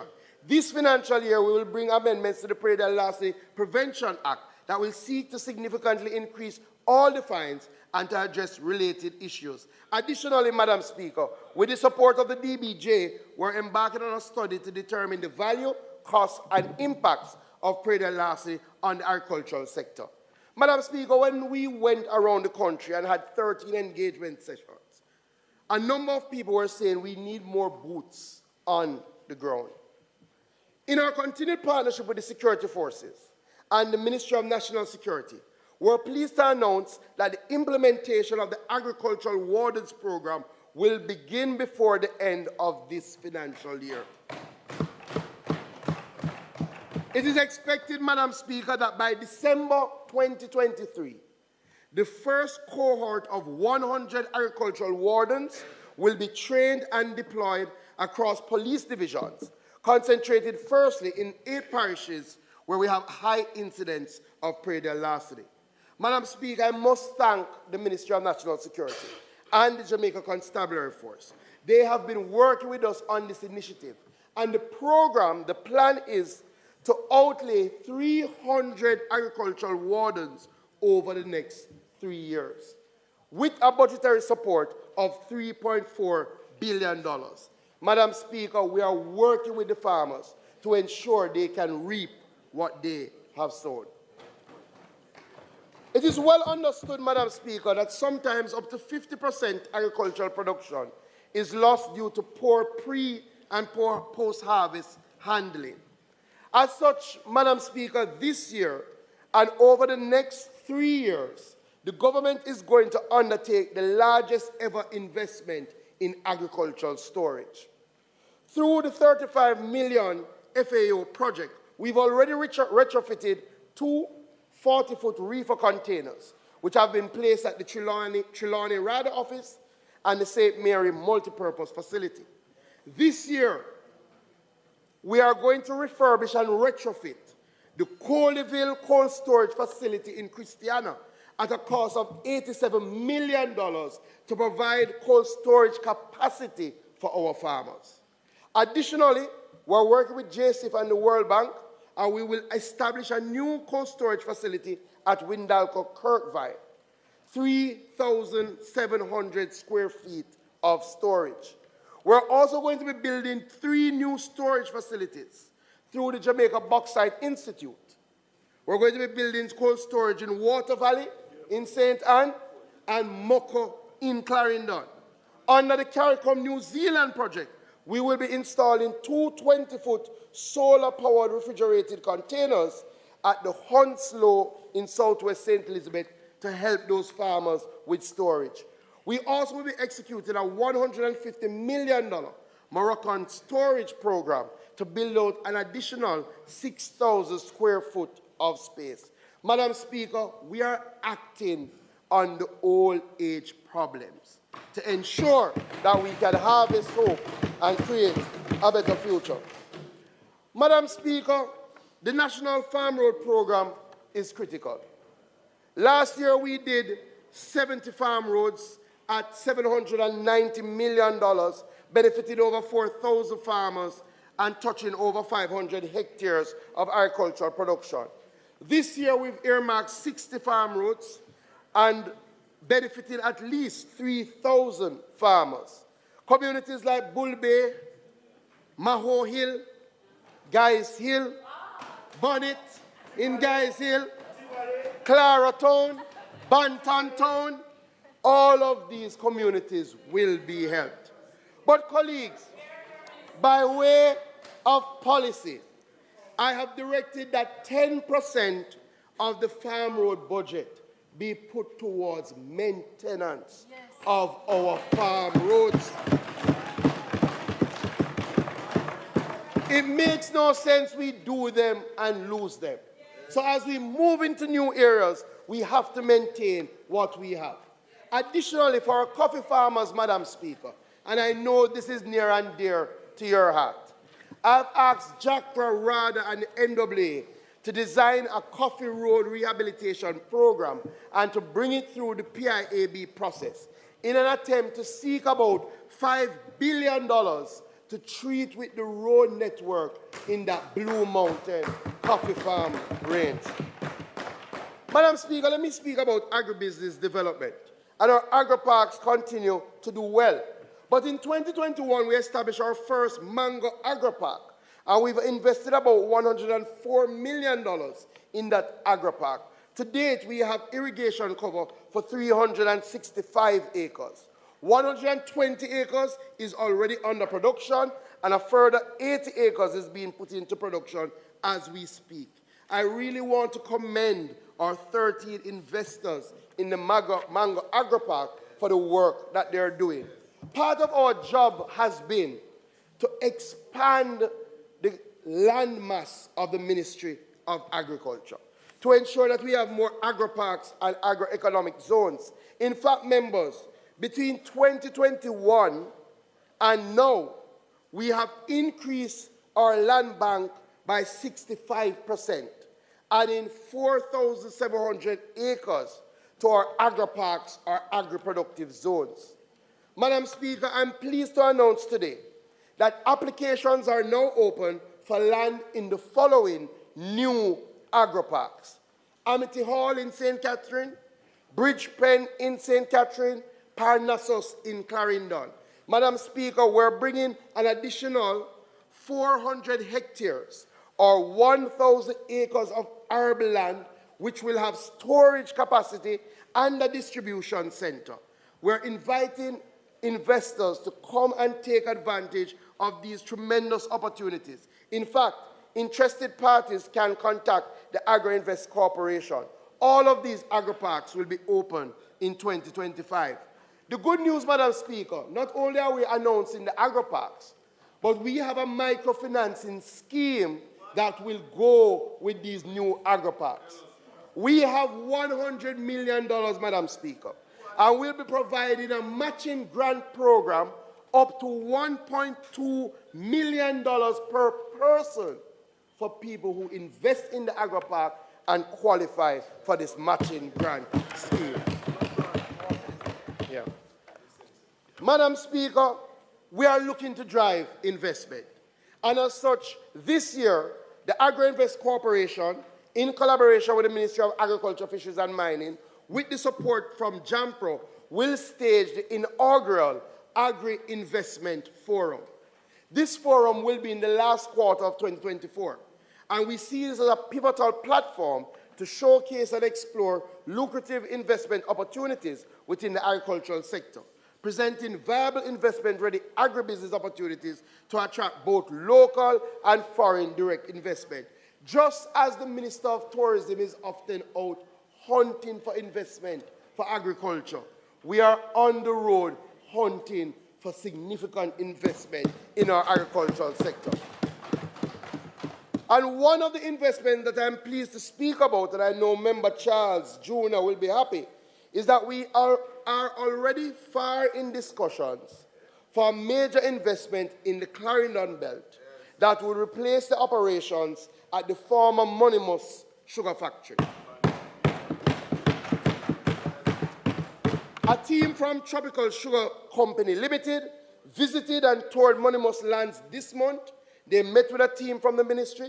They have met and are far advanced in discussions with Pan Caribbean, the owners of the Monimus factory, and their plan is to purchase that asset. In fact, they've advised, Madam Speaker, that they've earmarked an initial investment of $39.5 million United States dollars with an additional $22 million United States dollars to be spent over the first 2 years of operation. This would be a game-changing investment for Clarendon. Madam Speaker, we continue to work with the private sector through the Agribusiness Council. I really want to thank the PSOJ and our co-chair, Matthew Lynn, as we look to bring the private sector, the opposition, and our youth to formulate a 20-year agricultural development plan. A lot of talk has been out there in relation to the AMC complex on Spanish Town Road.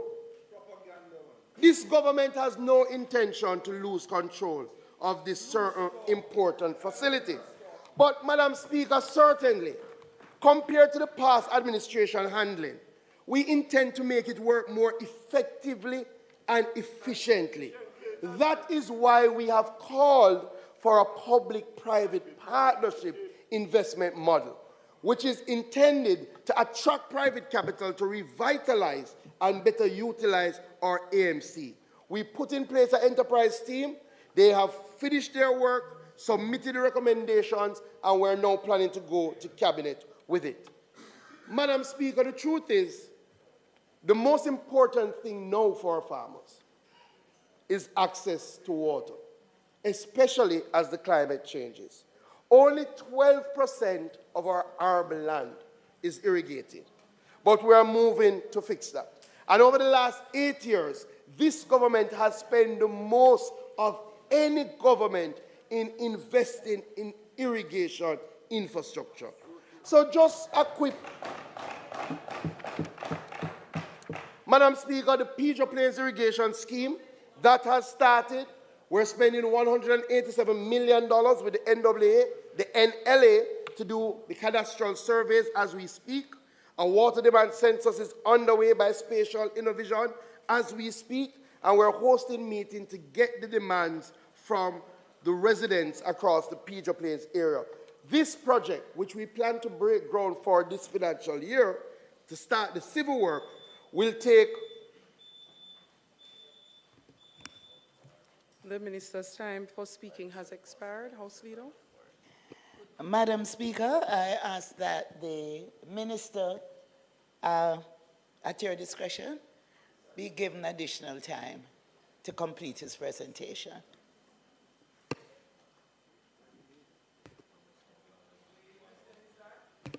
And Minister, it would have been beautiful if I could follow the presentation. The question is that the Minister be allowed 25 minutes to complete his presentation. Those in favor? Aye. Those against? The ayes have it. Thank you, which is bringing 1,600 acres under irrigation cover. Madam Speaker, in Essex Valley, we've laid all the pipes, we've drilled all the wells, we've finished the rehabilitation of the majority of 27 kilometers of farm road has been done under the Essex Valley project.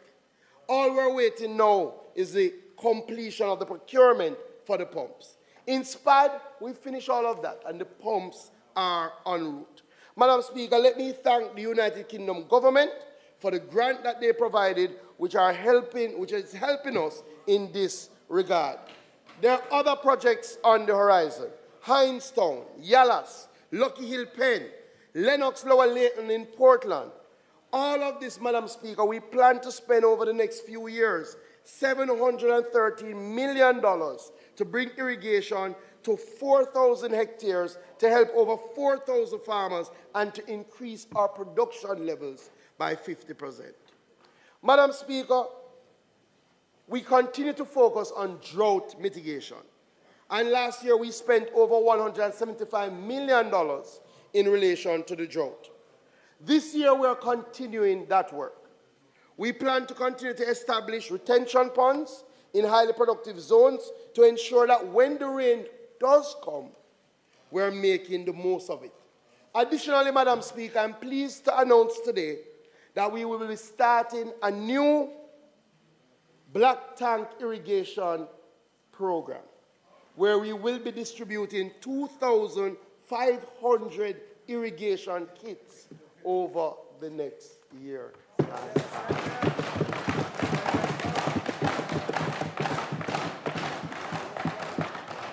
What we have found, Madam Speaker, is that our farmers who have the storage capacity and the drip hoses, they do better. They're better able to withstand the drought. And clearly, we will be using a mixed modality to distribute these tanks and irrigation kits, including elected representatives, RADA, JACRA, and various farmer-based organizations. Madam Speaker, I wanted to tell you about our public gardens, but I will skip that. Suffice to say, there are big plans for our Bath Botanical Gardens. $18 million is going to be spent through the TPDCO and JISTV, along with the Ministry of Agriculture, to really renovate the Bath Botanical Gardens. Madam Speaker, I cannot skip Holland Bamboo, iconic destination. Last year, we planted 5,050 bamboo in that scenic avenue. The drought has been difficult, but we've spoken to the permanent secretary, and we will be looking to treat with an irrigation system for that Holland bamboo. And we know the Member of Parliament, along with the Minister of Finance, along with the Prime Minister, under the Spark program, will treat with the road to make the Holland bamboo experience even better. Finally, Madam Speaker, on the public gardens, we are going to establish a new public garden. Madam Speaker, our vision, we need a public garden in each parish. Yes. We need a public botanical garden in each parish. We can partner and call it a wellness garden. We are going to start by establishing one in Montpelier in South St. James, Homer Davis. We're going to establish a new botanical gardens in land that we have in Montpelier. Madam Speaker, I could boast about our expansion in exports, but I'm going to go quickly. Suffice to say that we raised more money, we earned more money this year than last year from our agricultural exports. Some of you may not know, but the value, the earnings from the exportation of yam moved from 37 million United States dollars in 2022 to yam earning 50.4 million United States dollars through exportation in 2023. While yellow yam is still the major contributor, we're seeing increases in demand for Lucy, Negro, sweet yam, and other areas. Madam Speaker, the other area that we've seen significant growth in export is in our sauces. In the first 9 months of 2023, we saw a 20% increase in earnings from sauces exports, moving from US $27 million to US $33 million in earnings. This augurs well for our spices sector, especially as we seek to secure the agricultural value chain. More of our agro-processors are looking to expand their agricultural output. Madam Speaker, while the brands are too many to call, allow me to recognize the work of Picker Pepper, Walker's Wood, Spur Tree Spices, Scotch Boys, and of course, Grace Kennedy. Madam Speaker, we have a program for our spices sector. And we want to thank the United States Department of Agriculture, who are helping us with a US $22 million program to revitalize our spices sector over the next 5 years. This year, Madam Speaker, we will set up 6 new ginger nurseries. We will do 21 acres of ginger infield planting. We will engage the public and private sector nurseries to produce 100,000 pimento seedlings. Madam Speaker, we're bringing back ginger in a real way, turmeric in a real way, pimento in a real way. Madam Speaker, I won't go through all the traditional crops, and the full presentation is there, but I do want to get to fisheries and mining. But just to say for our coffee farmers that we're going to start this year a $3.5 billion revitalization and expansion program. We're going to focus on farmer and agro-processors capacity. We're going to focus on planting material production. We're going to focus on infrastructure support.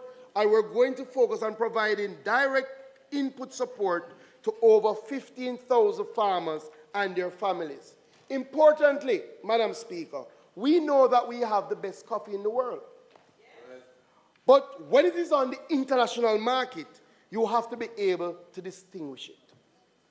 We are going to be implementing this year blockchain technology to provide digital traceability from our coffee farms to our finished Blue Mountain coffee product.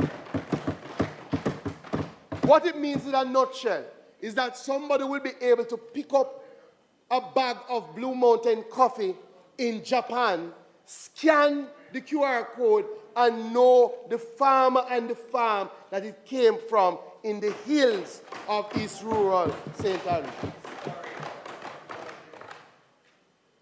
Madam Speaker, we saw an increase in cocoa production.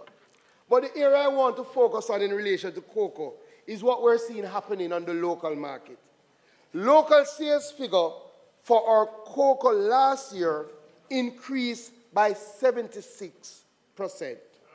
What it means is that our local chocolatiers are the ones that are buying our cocoa and adding value to our cocoa. We have the best cocoa in the world. One of the few fine flavor designated cocoas. And some people say, do we have the best cocoa in the world? Well, let me tell you. One of our Jamaican chocolatiers, Pure Chocolate, was selected among the top 50 in the 2023 edition of the Cocoa Excellence Award.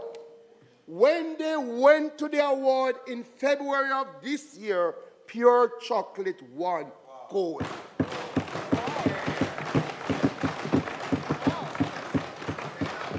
This is a new paradigm for our cocoa industry. Madam Speaker, we're doing a lot of work around coconut. Significant work. And I want to commend Dr. Wayne Myrie and the team who have reduced the spread of lethal yellowing by 70%. That is what was holding back our coconut sector. We've worked with CARDI, ITC, Coconut Industry Board, Scientific Research Council, Alligator Head Foundation, RADA, NACALVA, and we've formed what we call Alliances for Action in Coconut. And we've done significant distribution over the past year. This year, we're going to be working with 10 agro-processors to support the development of agribusiness solutions and continue research on climate-resistant varieties. Additionally, Madam Speaker, the private sector is stepping up and answering the call in coconut. And I'm happy to indicate that the SCG has advised me that they're entering into a lease for 220 acres of former sugar land to be put into coconut production. Madam Speaker, bananas are still doing well, and we're coming back in relation to bananas. And where we've seen significant increase is in our planting sector. And we've launched a planting pilot project where we provided $20 million to establish 20 hectares of planting, and that is going well, Madam Speaker. But, Madam Speaker, let me speak about some of the challenges that we face. One of the main barriers for entry and expansion into agriculture is the cost of input supplies. From seeds to fertilizer to chemicals to irrigation equipment, farmers have been complaining about the prices. What we appreciate and we notice is that when the world prices go up, there is an increase on our local market. But when the prices go down, we have not seen the same levels of decrease. Madam Speaker, we've started to reach out to our input suppliers because this is critical to drive agriculture. And I want us to commend Newport Fersan, who has reduced their fertilizer prices by up to 13% on all granular fertilizer. And I want to urge the retailers to pass on the savings. Madam Speaker, as we drive climate resilience, the team and I met with Isratech. And I'm pleased to announce that Isratech will be making the following reductions. 10% discount on all drip hoses and products manufactured under the Jamaica Drip Division. An additional 5% on all drip irrigation-related accessories. Additionally, if you operate in our agri-parks, you are going to get a 25% discount on irrigation equipment supplied by Isratech. There's another thing that Isratech agreed to. They agreed that they will provide free technical irrigation designs for any farmer that is utilizing their irrigation system. And I know Benji is here from Isratech. Madam Speaker, labor is still a fundamental challenge to our agricultural sector, and the shortage of labor is now approaching chronic proportions. This year, we plan to expand our RADA equipment support to farmers. Already, we've put into operation 6 tractors, bringing the fleet to 15 tractors and 14 backhoes. This year, we plan to supply 2 additional tractors at a cost of $30 million. We are also going to embark on a new tractor lease and land preparation program to provide greater access to privately owned tractors across the country. We're even going further than that, members. We will be supporting the procurement of walk-behind tractors and other easily operated machines to help small farmers on difficult terrain. So farmers will be able to lease these machines for a designated period from RADA at a reduced rate. We're also going to be introducing drones for spraying, and we're going to be partnering with private operators of drones to provide that service at a subsidy for our farmers. We are also, Madam Speaker, moving to restructure RADA, but I could not give this presentation without speaking about what we're doing for our youth, women, and persons with disability. Madam Speaker, the engagement of women and youth in agriculture is tantamount to its success or failure. This year, we will continue our focus on creating greater opportunities for our youth to get involved in agricultural pursuits and to provide tangible support to motivate their achievements. To this end, members, we're embarking on a comprehensive agricultural development program for youth, women, and persons with disabilities called Project Feed, which is our drive to empower our women and youth and our persons with disabilities so that we can feed our nation and build our economy. Members, under Project Feed, appreciating the challenge with access to land, we are reserving 25% of all new agri-park lands to be assigned to women, youth, and persons with disability. Members, under Project Feed, we will be providing $390 million. That is $390 million for youth farmers. We are going to be setting up a special portal on the RADA where the youth can apply directly for their benefit, or they can go through their elected representative subject to verification. Under Project Feed, we're partnering with the Heart Trust NTA to provide youth and women who graduate and are certified in greenhouse production with a greenhouse or a shade house free of cost. We're also going to provide them with input support for their first crop. And Madam Speaker, if they don't have the land, we will try to find the land for them in one of our agri-parks. Under Project Feed, Madam Speaker, we're introducing an agricultural scholarship program to provide support for our young people, especially those who have excelled in agriculture and related fields in high school. We need geneticists, we need agricultural engineers, we need precision agricultural specialists, we need soil scientists, and as such, we're going to be working with the private sector to make $100 million available for agricultural scholarships for those who want to pursue careers in agriculture. This will be managed through the 4-H Club. Under Project Feed, Madam Speaker, we're going to partner with the Heart Trust, and we're going to provide island-wide tractor operations and maintenance training to any youth who wants to do it free of cost. We are looking to have our new generation of tractor operators. Under Project Feed, we're starting a new small rooming and training program through the Jamaica 4-H, where youth and women will be trained, and at the end of the training, they will be granted animals to start their agricultural enterprise. One of the components that I'm happiest about under Project Feed, Madam Speaker, is that we're going to be starting a mentorship program. A lot of youth get involved with agriculture, but they need guidance. And as such, we're going to be partnering our youth farmers with mentors, old farmers, so that they get an in-depth understanding of agriculture, business, leadership, and this will be done through the 4-H Club.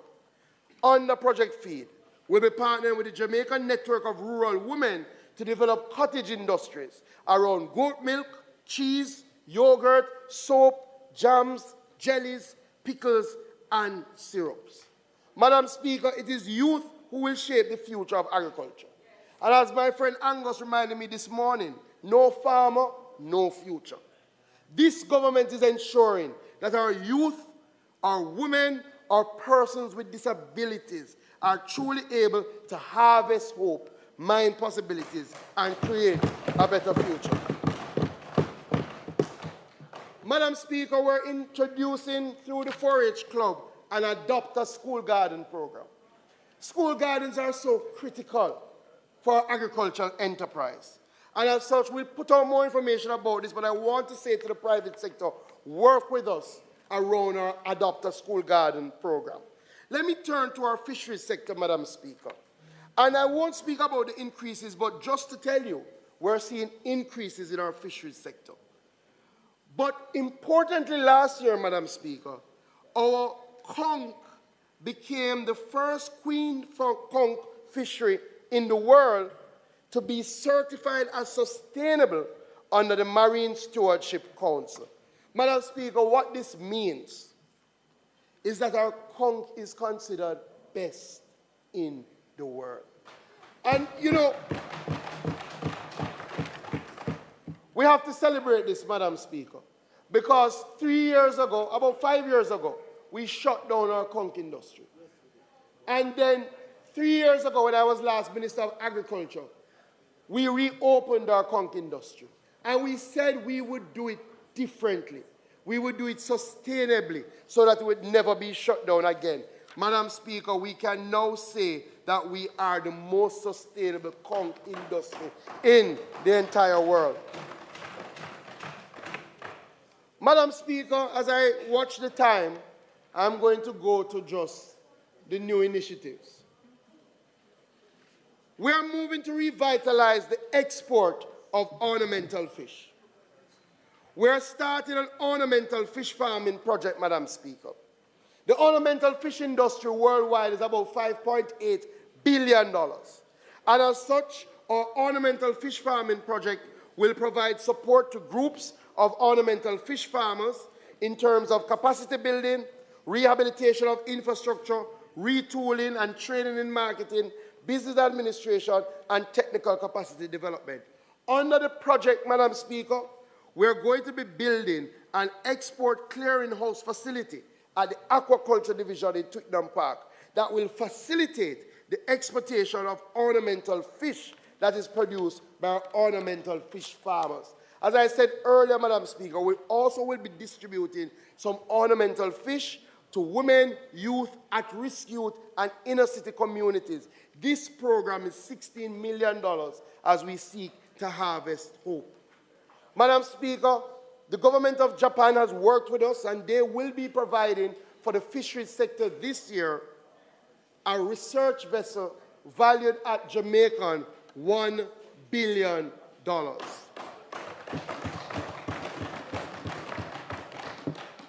This will allow us to conduct abundance surveys and distribution surveys and really understand our marine environment and the impact of climate change. This is critical, Madam Speaker, and I really want to thank the government of Japan and the people of Japan for their support in that regard. Madam Speaker, our strategic flagship conservation program is the development and management of our fish sanctuaries across Jamaica. Since 2010, supported by a cabinet decision, we've established a network of 18 fish sanctuaries. Madam Speaker, what we've recognized is that our fish sanctuaries work, and they're run by an amazing NGO network that have truly committed themselves to rescuing our marine ecosystem. Since inception, Madam Speaker, there was no budgetary allocation for our fish sanctuaries. However, Madam Speaker, we lobbied the Ministry of Finance and the Minister of Finance, and I'm pleased to announce that for the first time in our history, a budgetary allocation of $60 million have been provided for our fish sanctuary network. This is a massive step in the right direction, Madam Speaker, and I will be speaking with Minister Samudo under the Ministry of Economic Growth and Climate Change to see if we can get some additional funds to help all our fish sanctuaries. Madam Speaker, the fish sanctuaries work. We've seen a doubling of biomass within the fish space since the introduction of our fish sanctuaries. And that is why I'm pleased to announce today that we are forming 2 new fish sanctuaries in Grange Pen, St. James, and in Lucy, Hanover. In fact, the sanctuaries have already been gazetted, and they encompass a total of about 468 hectares of our sea space, Madam Speaker. And I want to thank the Arcabessa Foundation for helping us making this a reality. Madam Speaker, we are continuing our fisheries incentive program. And this year we have allocated $42 million for our fisheries production incentive program. We'll be doing business development grants for youth and women. We'll be doing safety gear for fishers. We'll be doing outboard motor support. But members, this year we'll be introducing a new initiative where at least 20 youth who have participated in National Fisheries Authority training programs will be granted a boat and an engine free of cost. We are moving to create the next generation of fishers. We're also working with the private sector on a fisheries loan program, and we're also working on a beach rehabilitation program, Madam Speaker, which we will earmark $20 million for that.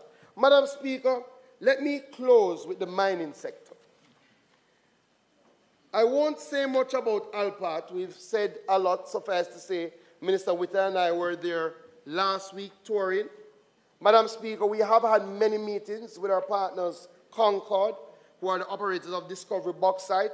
They have had a challenge in 2023, but they have assured us that they are committed with treaty with the outstanding matters over the next 6 months, and we will continue to monitor the situation. Madam Speaker, we continue to pay keen attention to land rehabilitation and our bauxite community development program and our bauxite land titling program, Madam Speaker. But there are 3 new initiatives that I want to bring to this Parliament. Madam Speaker, this year we will be embarking on what we call Operation Pipe Water, providing potable and irrigation water for productivity and empowerment in bauxite mining communities. Madam Speaker, a number of our bauxite communities, unfortunately, still don't have access to water. But a number of our bauxite companies dug wells. We're going to fix that, Madam Speaker. We're going to partner with the JBI and the JBM, the NIC and RADA, and the NWC, and we're going to rehabilitate, resuscitate those wells. We're going to run irrigation systems in those communities. We're seeking, Madam Speaker, to impact the lives of 125,000 residents, 800 businesses, 3,000 hectares of land over the next 10 years. This is how we mine possibilities. Madam Speaker, we're going to be spending $100 million on greenhouse expansion. We're introducing a new Manchester citrus revitalization project. I don't have to tell you how hard it is to get a lime or an orange now. So we're going to be spending over $7 million, partnering with the Jamaica Citrus Growers Association to start a project to replant citrus in Manchester. Another new program, Madam Speaker. A lot of bauxite land stands idle, not doing anything, and the farmers want them. We are starting a bauxite land lease program this year to give land to farmers on concessionary terms so that they can maximize their output. Madam Speaker, I won't go into limestone. I won't go into... But let me close with these two. Madam Speaker, agriculture still requires significant investments, and I'm back to agriculture for a little bit. We have to ensure that we can get the capital to the agricultural entrepreneurs. And the reality is that our financial sector is failing us. Our farmers are still unable to access capital at competitive rates to drive their agricultural enterprise. This is why, Madam Speaker, we want to work with the Ministry of Finance to establish an agricultural development fund to see how we can use that to drive investment in agriculture. If our farmers get the capital, they will do the work. Madam Speaker, a lot was said about the GCT on imported raw foods, but the Ministry of Finance has treated with that. And he has spoken about us bringing our policies in line with the WTOs and the fact that we have put in place a committee that will meet. And clearly we will put some of our issues on the table as we seek to advocate other areas that we think removal of GCT can help. But Madam Speaker, what we have to do is to ensure that when we go out to shop, that we're supporting our farmers and our officials. So this year, Madam Speaker, we plan to launch our Say Yes to Fresh campaign, where we're going to again be promoting choosing Jamaican farmers and Jamaican products when you go out to shop. Madam Speaker, as we prepare for Dembi, the JIS is an important organization, having been formed over 120 years ago. For the last 3 years, the JIS have not been able to host an annual general meeting or to have an election. We have met with the team from the JIS, and I have said to them that this year must be the year that they host their annual general meeting because we need a strong JIS. And it would be extremely challenging to continue to support an organization that cannot stage the most basic democratic tradition. Madam Speaker, since the opposition leader left the House without an opposition spokesperson on agriculture, the opposition leader himself was forced, painstakingly so, to dedicate a section of his speech to the sector. Having reviewed his suggestions, it is clear that the leader of the opposition agrees with the direction of the ministry and agrees with the direction of the government. Every suggestion he made is something we're already doing.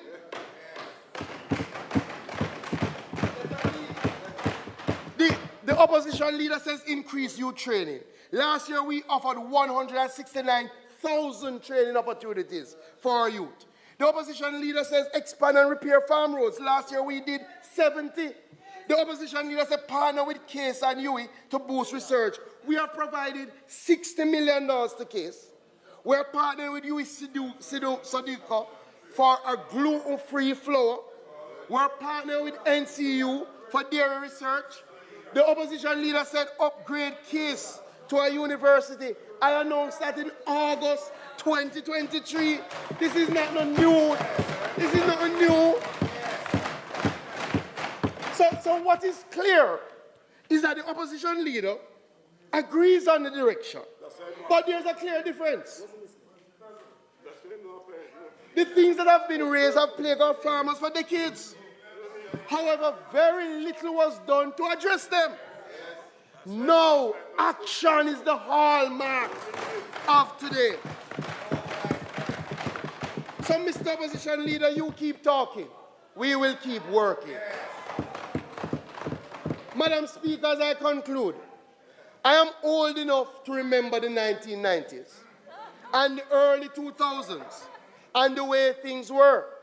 It was in 1995 that Jamaica joined the World Trade Organization and entered into the General Agreements on Trade and Tariffs, while other countries in the region like Barbados were negotiating to enter safeguard provisions to protect their agricultural sector. It is clear our government at the time was sleeping at the wheel and left our farmers in the cold. We now carry that burden. Madam Speaker, during the 1990s and the early 2000s, Jamaica saw the significant deterioration of our agricultural output. Traditional crops such as banana, sugarcane, citrus, cocoa saw tremendous declines. In fact, despite the best efforts of the dynamic and passionate Minister Roger Clark, who genuinely loved and respected the small farmer, the government of the day, the party that was in power, did not provide the needed resources to move agriculture forward. They talk a good talk. They criticize every move that is made. But when they get the opportunity to do something about it, they don't have the actions to back it up. Madam Speaker, a number of us in this House, we remember that period. It felt like hope was being removed from our island home. Many of us felt like life here would make no sense. A number of us got involved in politics to help and change that, to restore hope. What the farmers are getting now, Madam Speaker, is action, not talk, not politicking, action to restore hope so that we can harvest hope and mine possibilities. Hope that comes from storage facilities that are being built.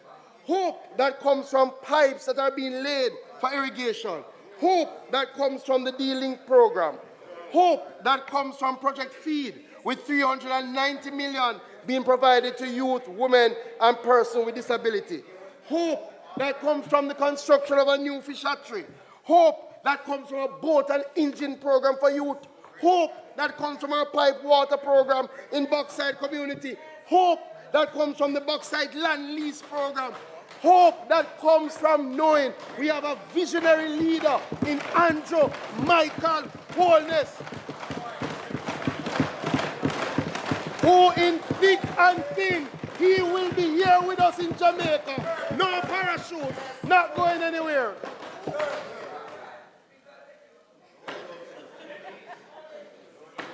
We will do everything, Madam Speaker and members, to remain on this trajectory.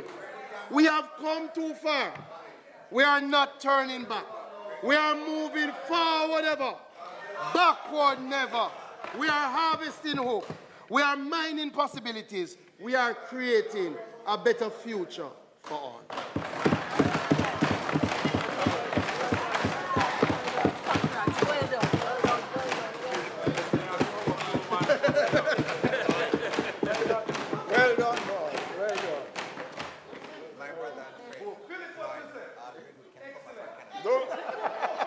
Well done. Thank you. Well done, brother. Don't need an opposition spokesperson. Madam Speaker. Madam Speaker, an excellent presentation by the Minister of Agriculture, Fisheries and Mining. So at this time, Madam Speaker, I now ask that the sectoral debate be suspended.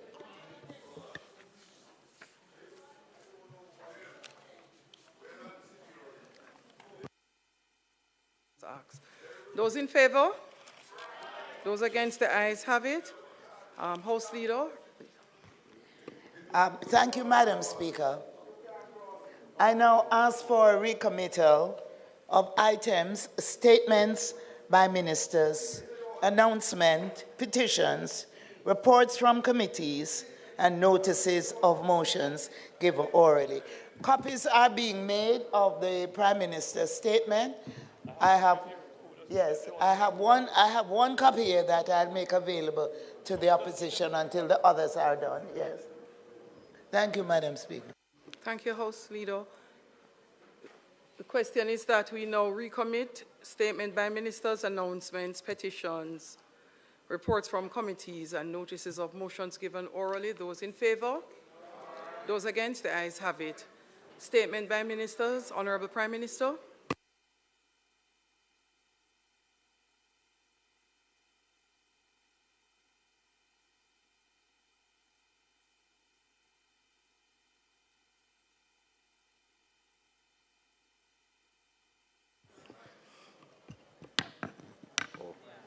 Thank you, Madam Speaker. The purpose of my statement today is to provide this Honourable House with an update on the progress of the Shared Prosperity through Accelerated Improvement to our Road Network, the SPARK program.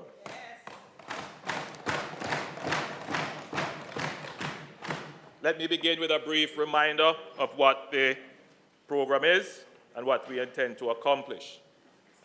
The program allocates 40 billion Jamaican dollars over 2 years.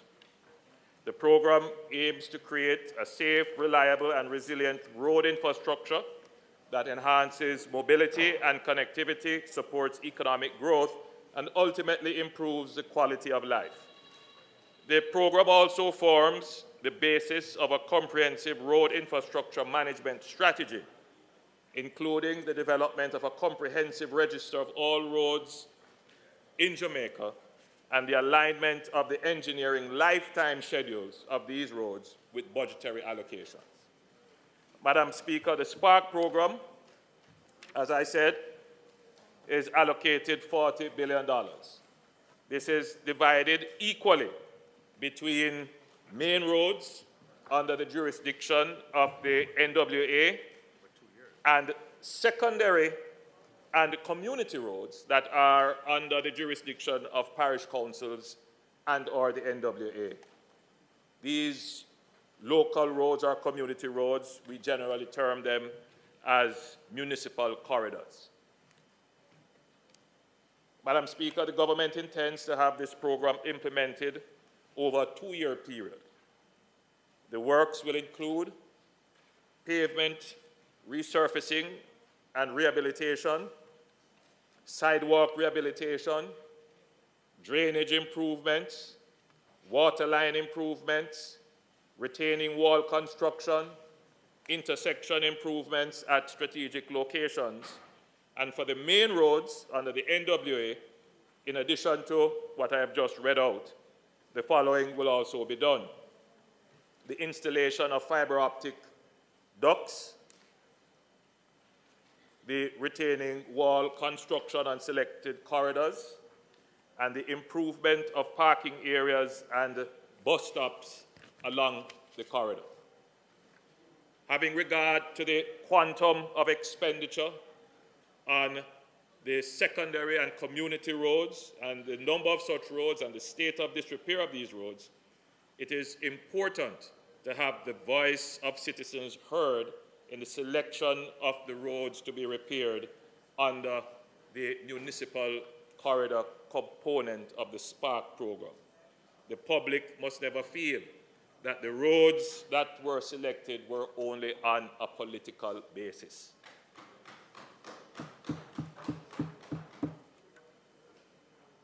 Madam Speaker,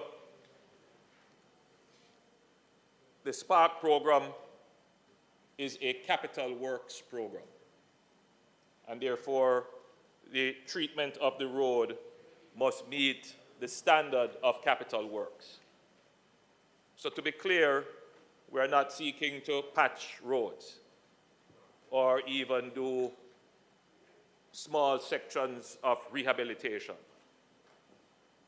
We are seeking, Madam Speaker, to have a full reinstatement, full redevelopment of our road network.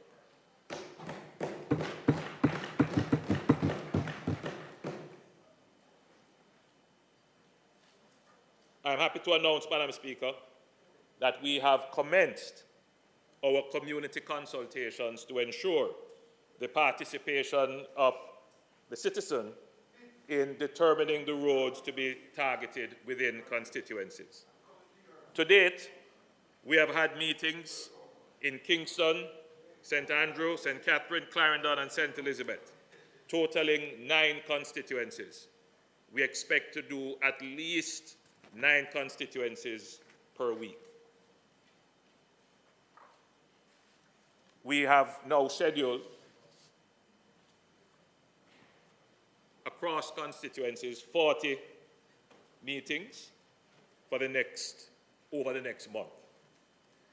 These meetings, Madam Speaker, are being organized by and through the Secretariat of the CDF. As all members know, the CDF has a structure which is tried and proven and is quite suitable to assist in ensuring that there is maximum input of stakeholders. Based on the consultations held to date, approximately 70 roads have been identified and turned over to the NWA for scoping and pricing. The consultations have been well attended, with constituents providing valuable input on local and community road infrastructure to be rehabilitated. I have had one report, Madam Speaker, of a consultation where it did not go as we would have wanted it to. And I use the opportunity, Madam Speaker, to implore members that the consultation is a reflection of our management of the constituency. It is a reflection of our belief in the inclusive nature of our politics. It is a reflection on how well, Madam Speaker, we can arrange for public discourse with our citizens, to have them being able to express themselves without fear, to have them express themselves without threat of violence. And we have seen one consultation so far, Madam Speaker, where the attitude that was displayed would, in any forum, be considered below what is acceptable. Madam Speaker, we have received overwhelming feedback from residents, local businesses, and stakeholders who have expressed their appreciation for involving them in the decision-making process and addressing their concerns directly. Let me take a few minutes to again explain the allocation and the process for the municipal corridors within constituencies and how they will be addressed. The first allocation figure totals $10 billion. Of this, each constituency will be allocated equally approximately $150 million. As roadway lengths are verified, a further allocation will be made based on the ratio of the kilometers of roads in the constituency relative to the national figure. This will lead to a more equitable distribution across the island, taking into account consideration that some constituencies have more roads than others. So it's a two-tier distribution system. The first tier is for equality, and the second tier is for equity.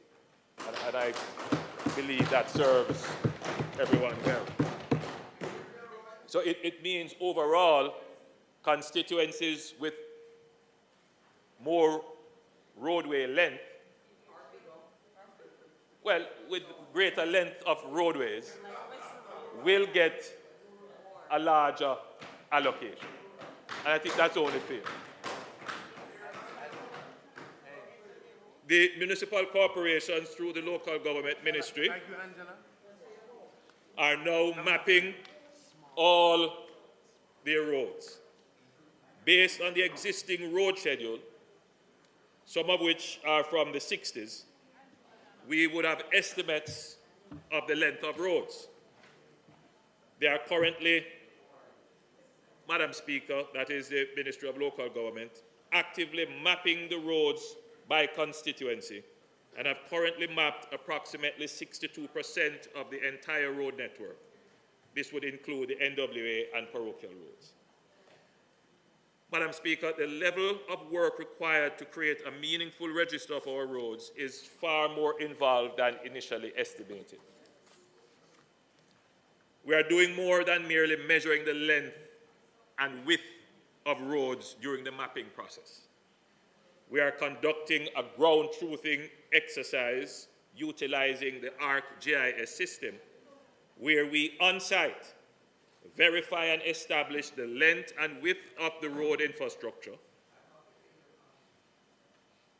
including the road itself, the surface itself, sidewalks, drainage and culverts, and road furniture, guardrails, stoplights, signage, and the road condition, potholes, breakaways, cracks, and we are geolocating most of these features. So for the first time, Jamaica will have not just an up-to-date database of its roads, but we will have a real-time database, a real-time register of our roads. This will help us to develop the register into a powerful planning tool to be used to determine the estimated useful life remaining on a road, the repairs required, and any potential threat to the viability of the road. The intention of the administration is to put in place a long-term strategy to manage the maintenance of our roads. The local road component of the SPARK program will be designed to have an engineering lifespan depending on location, environmental conditions, and usage of between 7 to 15 years. For these park roads and all other roads to be repaired going forward, we will be able to align engineering data with financial allocations, ensuring that our roadways remain in a state of good repair. We will get to the point, Madam Speaker, where we can program our budget for road repairs years in advance based on the data we have on our roads. We can reliably plan a repair schedule in advance instead of budgeting after the road has failed. And then, Madam Speaker, we haggle as MPs over the small budgetary allocation. That, at that time, Madam Speaker, the pothole is already in the road, the breakaway has already happened. What we are doing now with the SPARK program and in truly creating a database with all the geographic, environmental, and usage information is that we will have all of this data to give us the engineering perspective of the road. Meaning, Madam Speaker, we will know when the road is likely to fail, and therefore we are able to budget for this in advance. And in fact, budget to prevent the failure of the road. So we will now truly have the basis of a preventative maintenance program for our roads. So, Madam Speaker, the SPARK program. Prime Minister, I'm trying to find a space where it is convenient. Your time for speaking has expired. House Leader.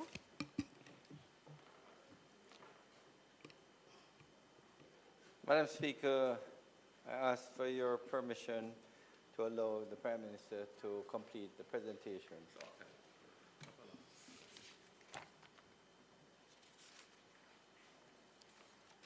Question is that the Prime Minister be given 25 minutes to complete his presentation. Those in favor? Aye. Those against? The ayes have it.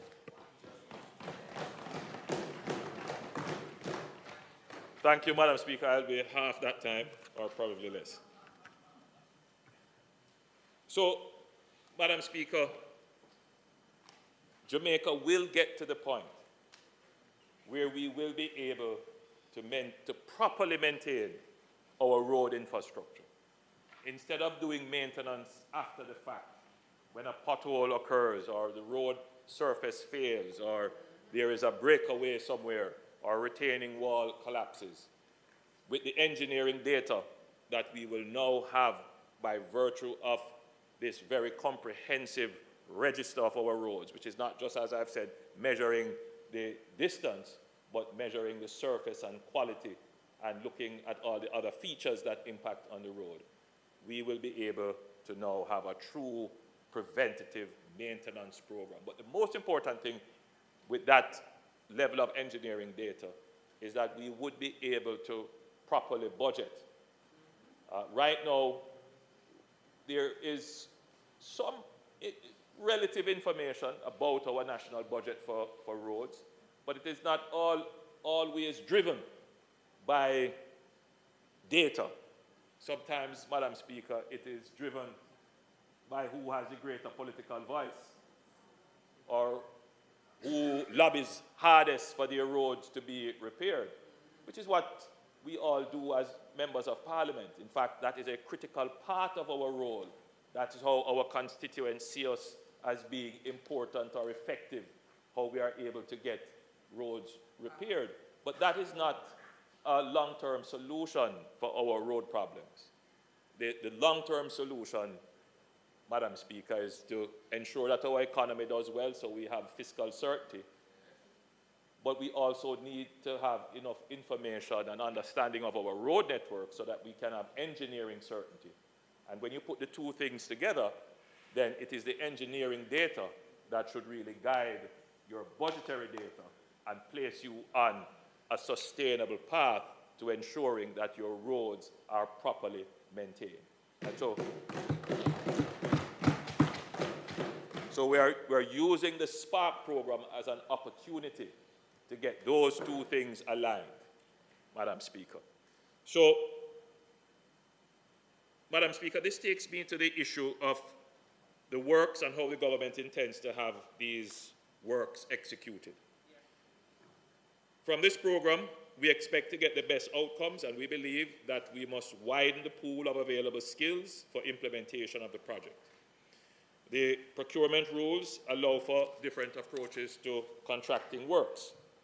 So, Madam Speaker, as we seek to obtain the best available skills for effective management and implementation of these works, we are undertaking them using competitive bidding that is advertised internationally.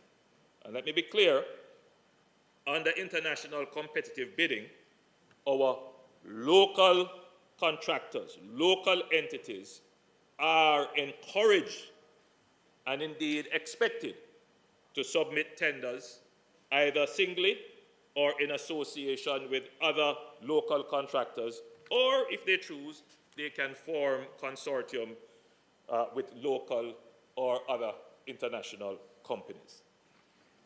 Madam Speaker, the pre-qualification documents would have been available for download as of Monday, April 22nd, and the tender period will now close on Friday, May 24th, 2024. The award will be done in 4 packages of approximate equal value, roughly between $7 and $8 billion per package. Package 1, Kingston, St. Andrew and St. Thomas. Package 2, St. Catherine and Clarendon. Package 3, Manchester, St. Elizabeth, Westmoreland, Hanover. And Package 4, St. James, Trelawney, St. Anne, St. Mary, Portland. 10 construction companies, 6 local, 4 international, participated in the pre-bid meeting for pre-qualification. It is to be noted that since the pre-bid meeting was not compulsory, it is possible that additional companies will submit proposals by the closing date. Evaluation will be done by the 31st of May 2024 to select pre-qualified bidders based on established criteria, including capacity and work experience. Pre-qualified bidders will be invited to submit bid proposals by August 15, 2024. It is expected that evaluation and award of contract will be done by September 30th, 2024. The bid proposals will be informed by the main roads that have been selected by the NWA and the constituencies coming out of consultation. So let me walk through this, Madam Speaker, so that we all understand it. Once the 4 pre-qualified bidders have been selected, they then have to go out and scope the works so that they get a good understanding of what the cost, what they really are going to try and get is what a unit cost is for the repair of roads. So it is best that they have the actual roads that they are going to bid for. If the consultations are not completed, then what will happen is that they will be essentially examining an estimated set of roads that the NWA has already. But that estimated set might not be the exact set that you have selected. So I'm imploring members of Parliament to, as quickly as possible, cooperate with the CDF office to have your consultations so that the pool of roads that are going to be addressed is the pool of road that will inform the unit price for which the pre-qualified bidders will use to compete for the roads. So it is absolutely important that your role of getting the consultations in and getting the road selections in, that is done. Ideally, we would like to have all the roads selected by the end of June. So the 70 roads that have already been selected, they have been submitted to the NWA. Those are being costed, and those would be available for the 4 pre-qualified contractors to look at, do their own internal estimates, come up with their own price so that they can compete for them. But if it is just a general pool of estimated roads, then they might get figures that are not relevant to the actual roads that are selected. So again, I repeat, it is important that you take the consultation seriously and you get your consultations done as quickly as possible so that the program can remain on track. Madam Speaker, we are working assiduously to ensure the efficient implementation of these works. This Spark program will be a game changer for Jamaica's roads. It will be a driver of growth and development in many communities. And Madam Speaker, it will bring prosperity in a tangible way. Madam Speaker, this is just the beginning as we continue to grow our economy and transform that growth into meaningful benefit for the people of Jamaica. May it please you, Madam Speaker.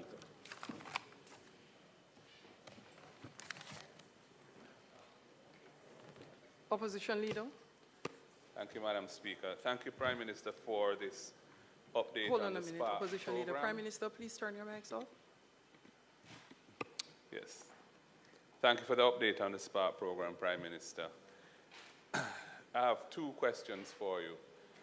First of all, I'm wondering, at the constituency level, when you're trying to identify the collection of roads in your constituency that you're going to put forward, without an idea of the costing of what it will take to fix those roads, how would you realistically, or even within a reasonable margin of error, choose a collection of roads or works that need to be done that has to fit within the funding envelope that's available?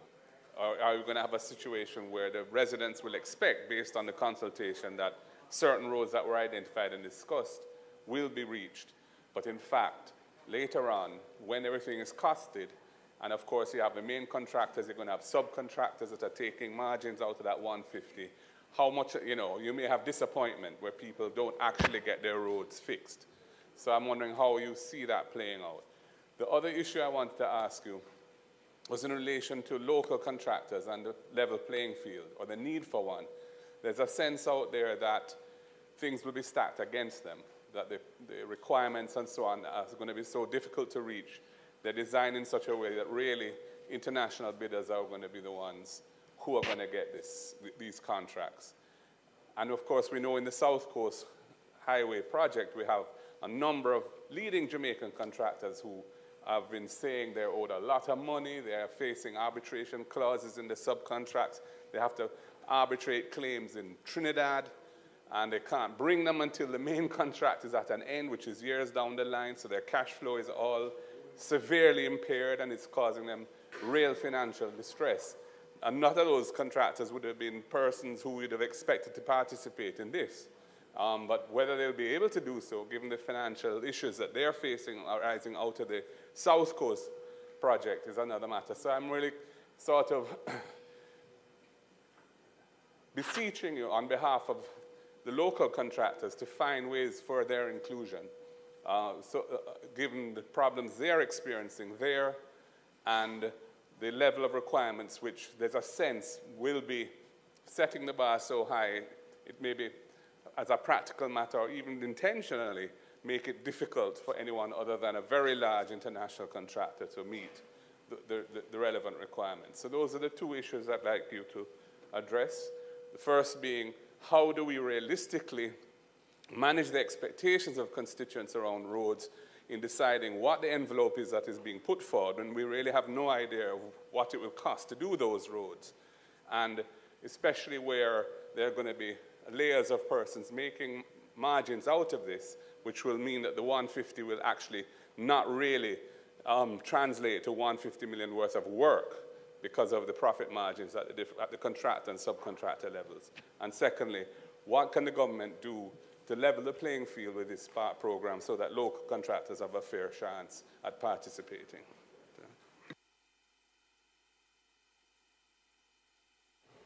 Thank you, Leader of the Opposition, for those questions. First, like with any construction project, the passage of time will create the opportunity for escalation in prices. We have to always bear that in mind. And therefore, the speed of implementation between the actual contract award and the execution is very important. In other words, I'm repeating my first point, that it is critical for us to get the roads selected early so that they form part of the pricing mechanism. That's very important.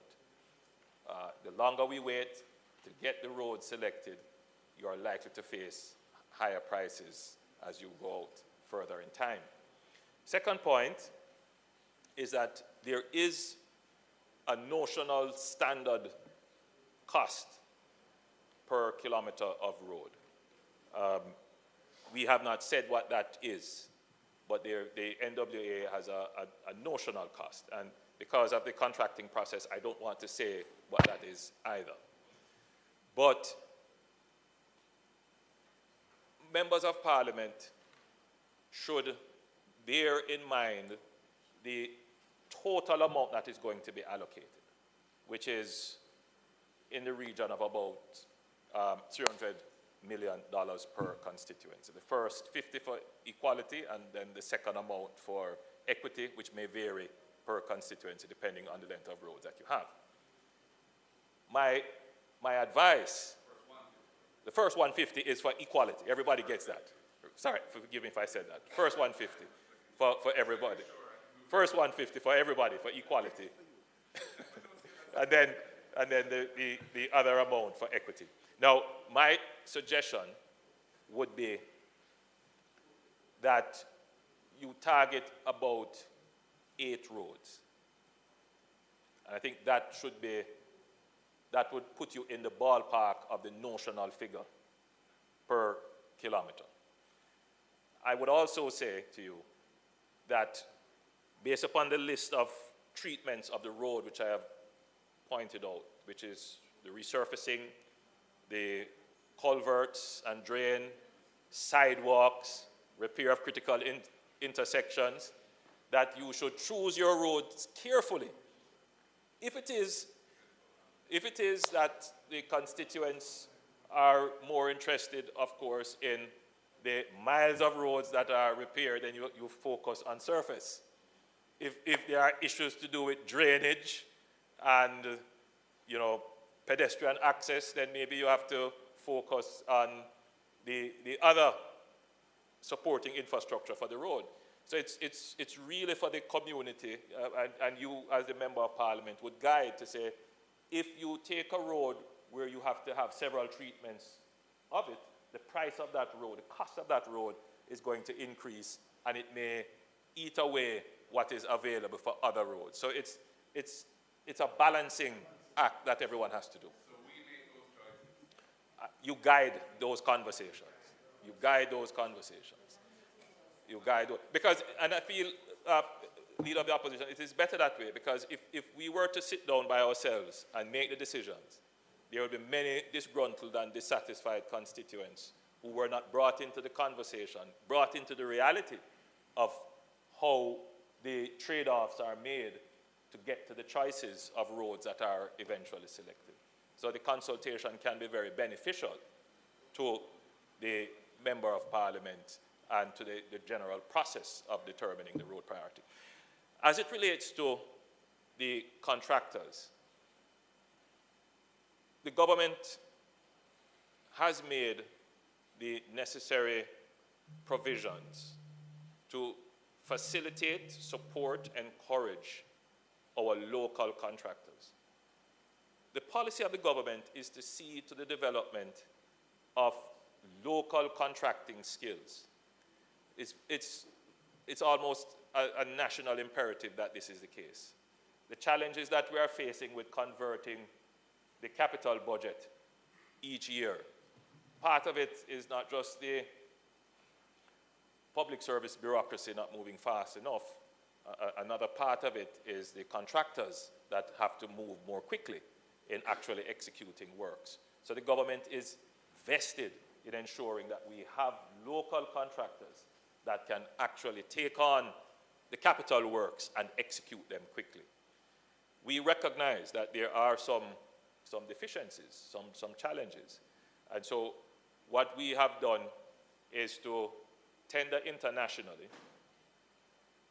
We have seen that there is some interest. But what we would really want to see is a pairing of local and international so that there can be some transfer of skills.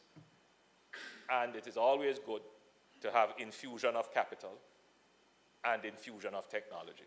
And I think ultimately that is going to lead to Jamaica's contracting community growing and becoming stronger and being able themselves to be exposed to getting international contracts, which a few of our local contractors are being engaged in other jurisdictions. So I think we shouldn't be fearful of international contractors coming in, but the government is not trying to have exclusively international contractors do the work. What we want to see is them partnering, developing consortiums, and I believe that will lead to the strengthening of our local contractors. Having made the links internationally, eventually they too may be able to participate in works globally. And that's the intention. The other matters regarding the structure of the South Coast Road Improvement Project, that contract, there are some peculiarities there, which I don't want to go too much into it, Madam Speaker, but the peculiarities of that contract has to do, obviously, with the nature of the relationship with the main contractor and the requirements on their side as well. In these that we are going to be doing under the SPARK program, Madam Speaker, we will ensure that the terms are manageable, if not favorable, for local contractors or for any contractor who may decide to participate in the program.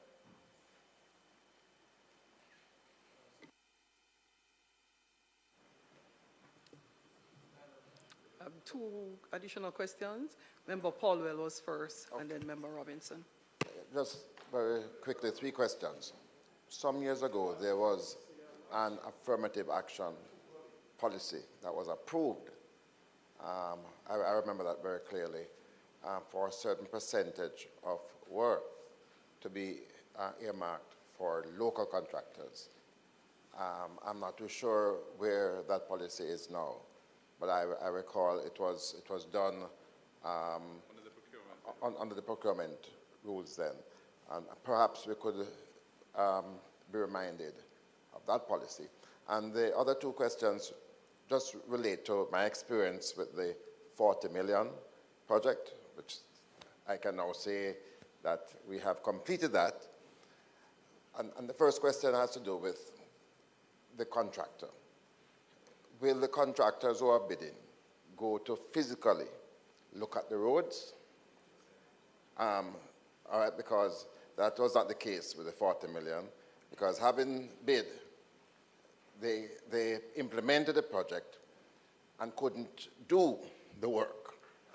And so you have learned from that. Right. Secondly then, in relation to, again, the 40 million, there was one contractor who allowed community people to assist with the sidewalk, not the road, but this is work that the community people could do, wet work. Created some employment, and it really assisted in relieving some of the pressures. And there's another consultant who was very strict and say, no, this is my contract, and he's going to do everything. Yes, he did bid, and so as Member of Parliament allowed it. But it's just that we were able to achieve so much more when the community got involved. Is there going to be a scope for that? Prime Minister, if you don't mind, allow member from St. Andrew.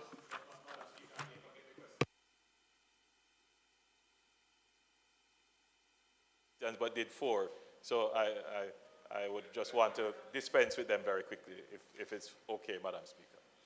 A member from East Kingston and Port Royal, I suspect you're saying that the procurement rules have gives local contractors a certain number of scores over and above foreign contractors in the assessment process. Not that they are given works, preferential access for works, no. But in the assessment on a bid, local contractors do get a certain percentage higher, start out with a certain percentage higher than a foreign bidder. So yes, there is some preference exercise for local contractors in the bidding process, but not necessarily in the allocation of works. I just wanted to make that clear. Under the $40 million program, the error, well, not the error, but the way in which it was executed was that each road was individually tendered. And that required an entire bureaucracy to support it. And each road had to go through the procurement process 63 times over. Each road separately, which elongated the process. 6 roads per constituency. And that created a real problem. So some MPs still have not had their roads done, or not all. And the Spark program is not designed like that. So we have designed the Spark program where the roads will be all bidded on at once and determined by package. And so essentially you ask the question, the contractors had bid for the roads under the $40 million program, but never went to see the roads. They just used standard rates or rates that they were exposed to and send in a bid. And the bid is assessed and one is selected. In this one, sometimes, not always, but depends on the lowest one sometimes.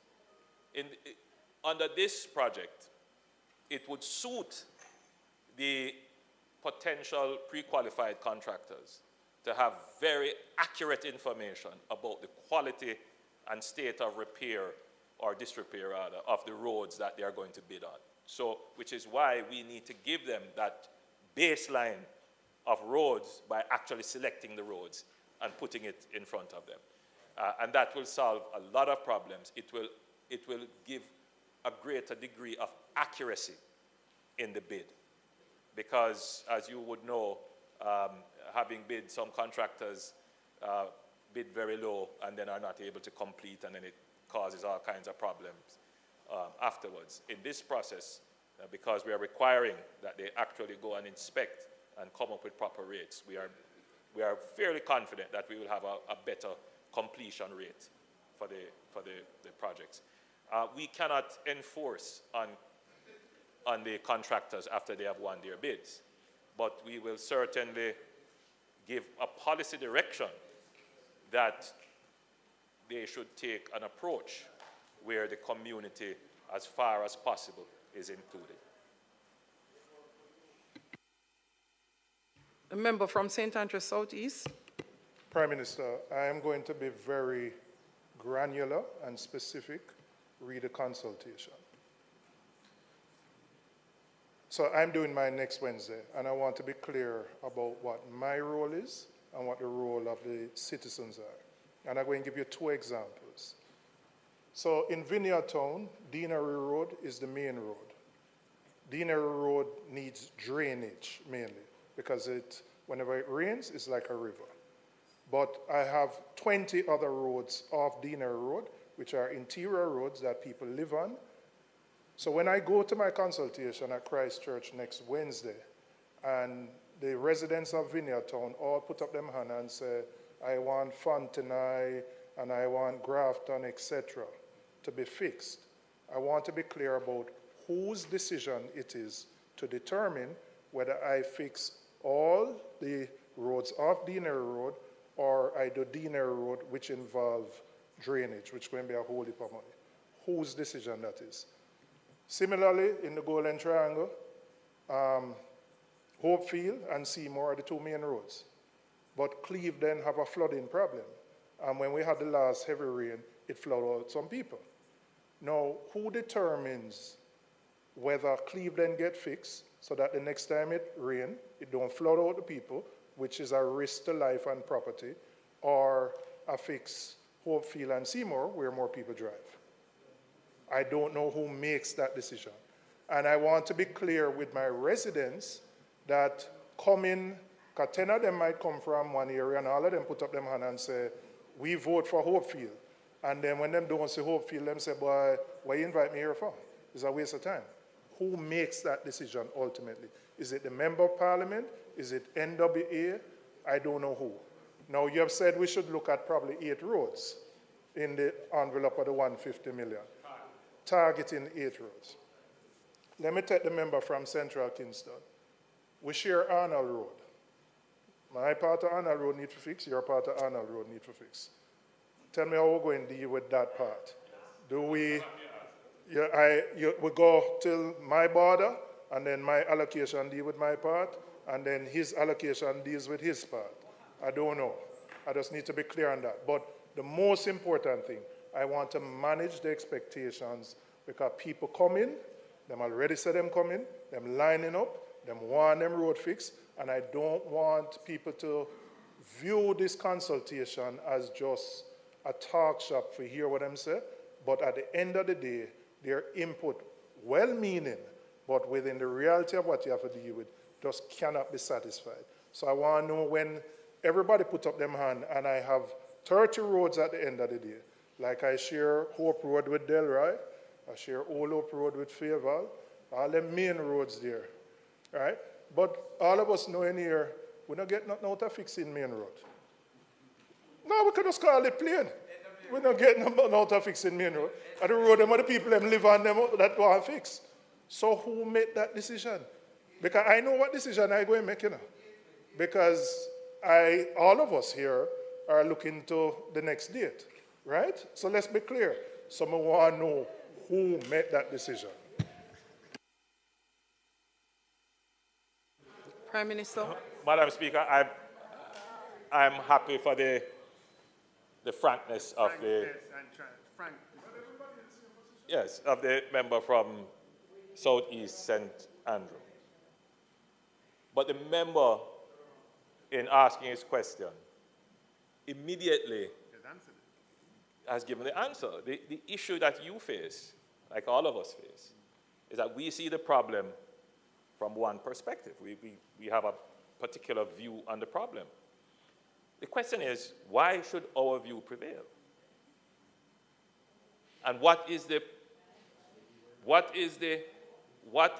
process by which your view of the problem is tested, countered, and critiqued constructively by an alternative view?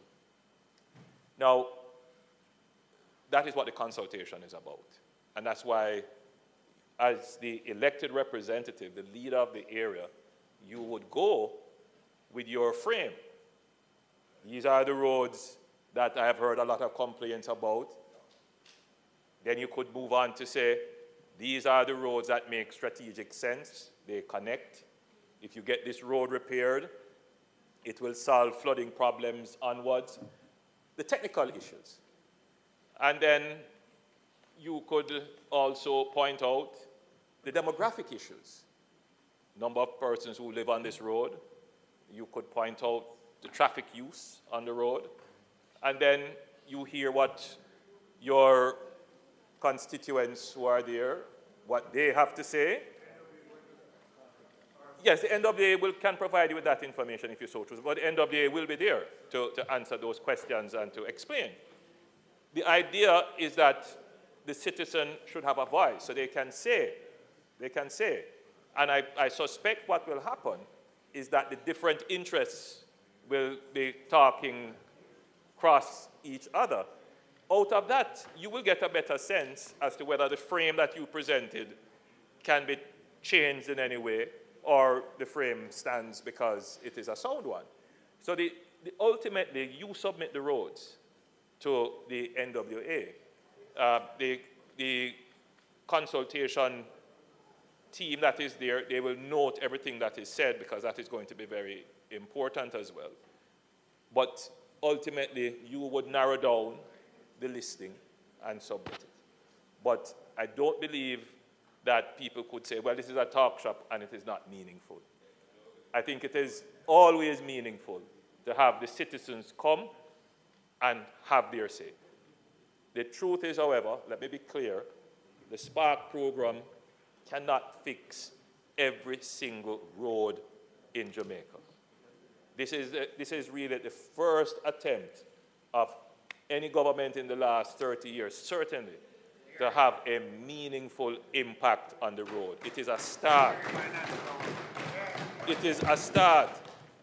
And another important thing, it is not just the program and the selection of the roads, it is that it is being financed wholly and solely out of our budget. There is no borrowing for it. And we are going to make sure that we do it textbook style. Nobody can criticize the program about any form of corruption, any form of inefficiency, or any form of insularity where the people who are going to benefit have no say in how that benefit is delivered. This program will be a model, not just for Jamaica, but for the region as to how we go about rehabilitating our road network. Yes, that's a very, very good question, member.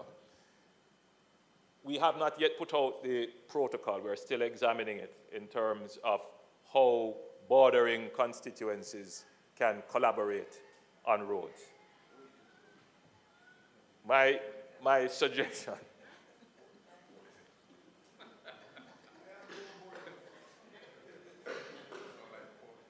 my suggestion is that if you have a main road, which is a critical thoroughfare, that you point this out to the NWA that you would like to have this road repaired if it comes up as part of your consultation. And the NWA will contact your adjoining member of parliament, or you could do it as well, and we could then work out a strategy as to how that can be done. Remember, we have given 2 levels of allocation. There is a third amount that is reserved. It's not a large amount, it's small. So we will use that to look at some, like cases where the allocation that is there is not sufficient to do the road, but the road is critically important to be done. So for example, a major breakaway or a collapse of a major part of the infrastructure of the road.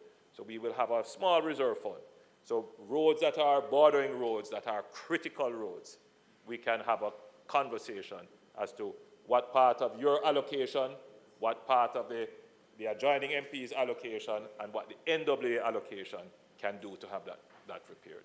So note it, contact the NWA, speak with your colleague, neighbor, and we will find a way to get it done. But it has to be a main road, a critical thoroughfare. Member from St. Andrew West. Thank you, Madam Speaker. Prime Minister, I have a situation in Plantation Heights where a development has failed, and a road that is essentially a private road but is used as a thoroughfare for everyone, people going to Belvedere, upper reaches of Red Hills, use this road. And the question I want to know, and the people are asking me, is whether some of the spark, this is one situation where we have an overarching pool of funds that can deal with a situation that they have to live with on a daily basis, for which KCMC said it's not their road, NWA says it's not their road, they've not been handed over. And we're in the situation where this road is deteriorating and causing serious problems for the residents in that area. Could that be, is it a situation where that those funds can intervene and help? And I'd like to hear your answer to that, Prime Minister. Madam Speaker, when we're contemplating this program, the issue of orphan roads, roads that have been approved in developments but not taken over by the municipal authorities. We looked at it very carefully. We could not make a policy decision on it because the truth is, Madam Speaker, we simply did not know the magnitude of the challenge. We just didn't know how many miles of such roads there are. In this process of creating the national registry, we are going to be doing an inventory of our farm roads,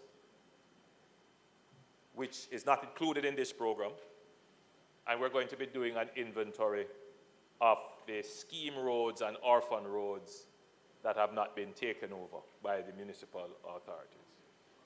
I'm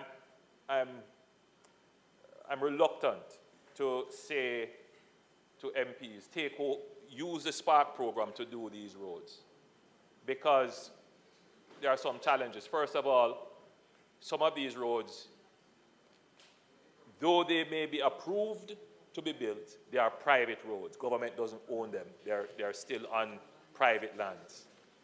So the process of them being taken over has to be, first of all, fulfilled before government can go and spend public resources on private roads. So that's number one. So we would need to have an understanding of what is the state of that road. Is it still private, or has it been turned over to a development, to a housing estate, to some entity where the responsibility for it can be shared? The second issue, some of these roads are not built to standard. So they may have been approved and they are to be built to a particular standard, but they are not built to that standard. And so if the government went in and took it over, the level of expenditure that the government would have to do would be significant.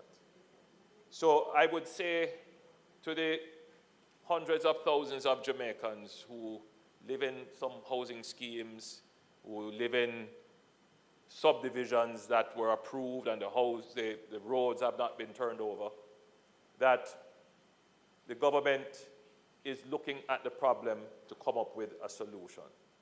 The Spark program may not be the solution right away.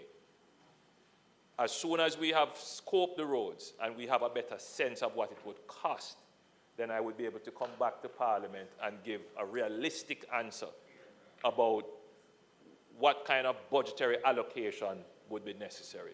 I mean, you have raised one particular road. I know the member from Portland Eastern raised the road of the community of Norwich, Operation Pride scheme, where similar problems. It's a private development, the road has been done, but it's in a terrible state. I have, in my own constituency, I have several housing schemes, Bay Farm Villa, for example. Those roads were done in the early 70s and not done again, and they're in a terrible state. I'm sure the leader of the opposition may have. It's something that affects us all. The member from St. Mary Western mentioned it. The member from St. Mary Western mentioned some roads like that. What's the Emancipation Scheme? What was it? Industry Pen. There are many such members. So I'm very sympathetic to it. It is something that is on our radar. We're developing the policy around it, and I will come to Parliament shortly with a solution to it.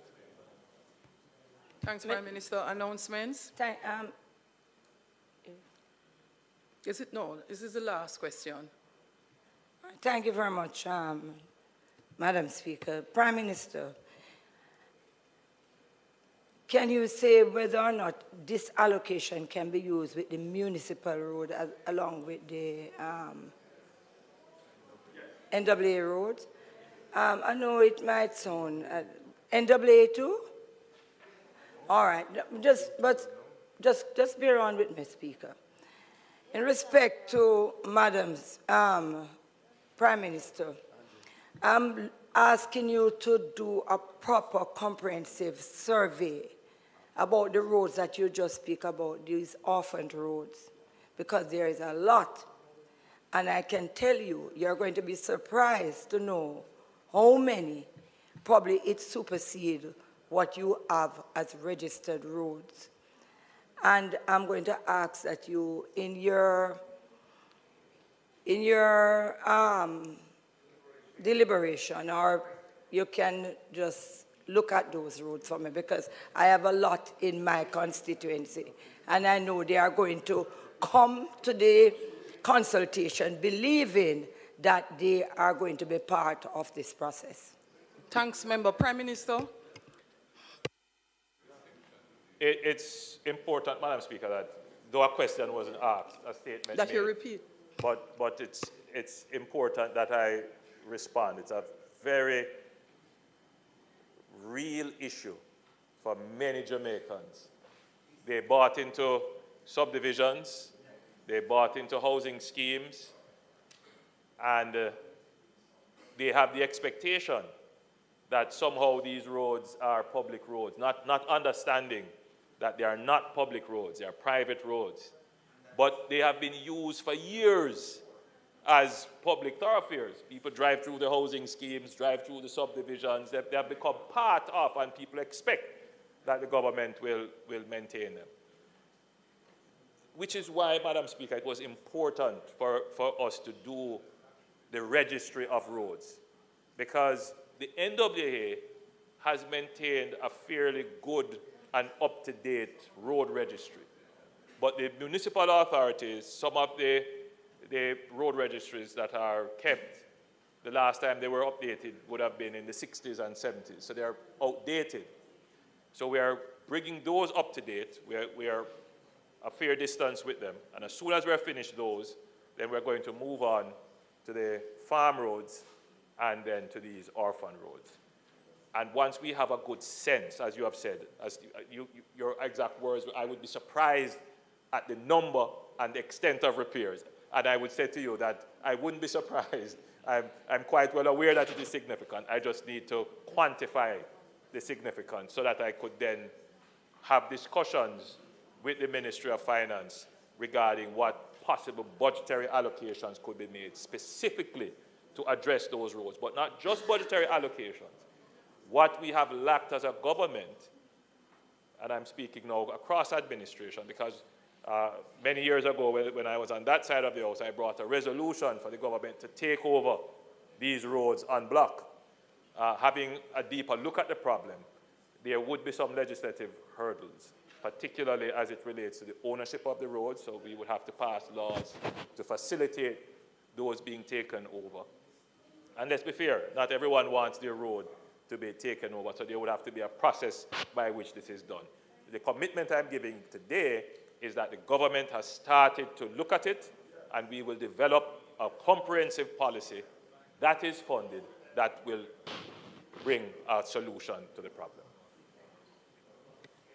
Thank you, Prime Minister. Member from Westmoreland Central, we took our last question. Member from Westmoreland Central, we took our last question. So no further questions.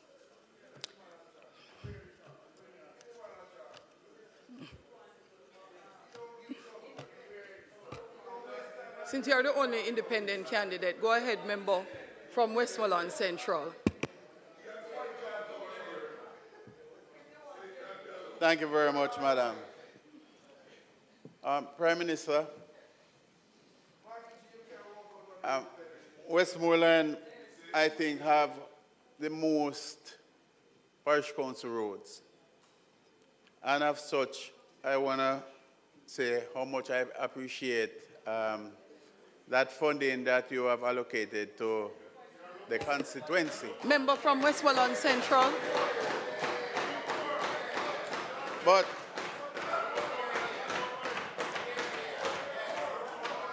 Prime Minister,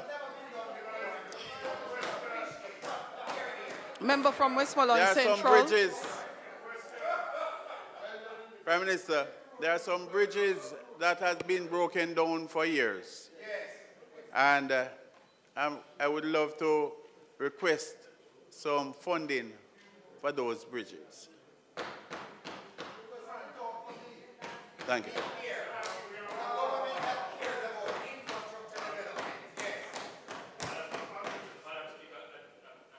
I asked a question because I may not have been clear, but I'm of the view that all members understand that bridges are not a part of the Spark program.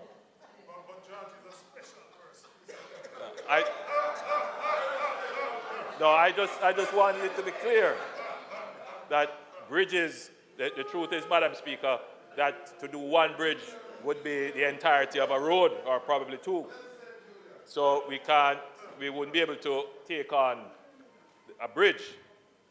However, I do know that myself and the Minister of Finance are working on a particular program where it will be similar. I wouldn't say it's a Spark program in terms of the size of it, but the approach to it would be similar, that we would be looking at a substantial number of bridges across Jamaica that we would be doing. And we should be able to say something about that I would say give us another 2 months. Another 2 months we will be able to make an announcement as to how we're going to treat with bridges in particular. But to be clear, bridges are not part of the Spark program. We have to deal with those separately. Thanks, Mr. Prime Minister. Announcements. Also laid on the table of the House are the following. Reports of the Regulations Committee of the House of Representatives on its deliberations on the National Housing Trust, housing benefits, Silverson Housing Development Order 2024. Minister Paper number 23 of 2024, entitled Instruments Adopted by the Annual Labour Conference of the International Labour Organization for the year 2023. And finally, Minister Paper number 24 of 2024, and the report of the Constitutional Reform Committee on the transition to the Republic of Jamaica and other matters. Petitions. Petition for private bill. This is in relation to the International Church of the Foursquare Gospel in Jamaica. To the Honorable House of Representatives, the humble petition of Garrett Phillips, pastor, and Maisie English, pastor, show it that, 1, your petitioners desire to present to this Honorable House of Parliament a private bill entitled An Act for the Incorporation of the International Church of the Foursquare Gospel in Jamaica and the vesting of property in the body so incorporated. 2, the object of this bill is to allow the International Church of the Foursquare Gospel in Jamaica to function autonomously and to continue to spread the gospel of Jesus Christ and to hold and deal with property and to enjoy perpetual succession. 3, the International Church of the Foursquare Gospel in Jamaica has been affiliated to the International Church of the Foursquare Gospel, which has its headquarters in Los Angeles, California, in the United States of America, but operates independently. 4, a copy of the proposed bill has been deposited with the office of the clerk of this Parliament with the original of this petition. 5, notice of this bill has been given by 3 successive publications thereof in its entirety in the Jamaica Gazette, dated the 16th day of November 2023, the 23rd day of November 2023, and the 30th day of November 2023, respectively.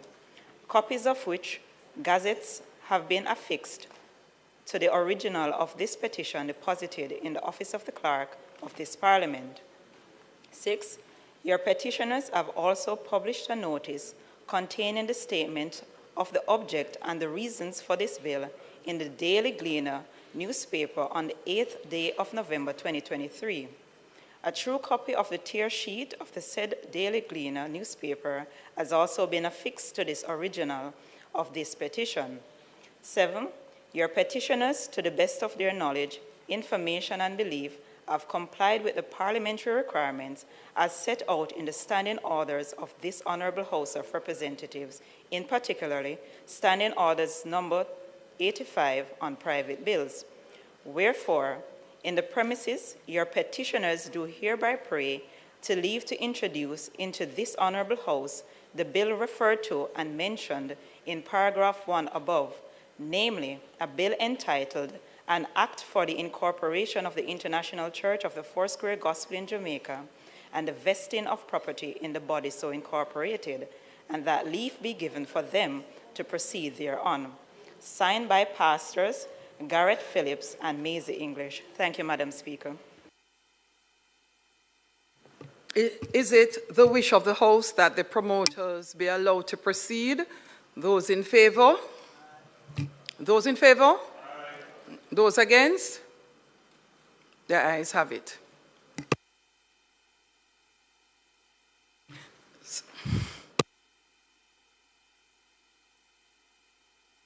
So just for general information, these are unusual petitions. We don't see them often.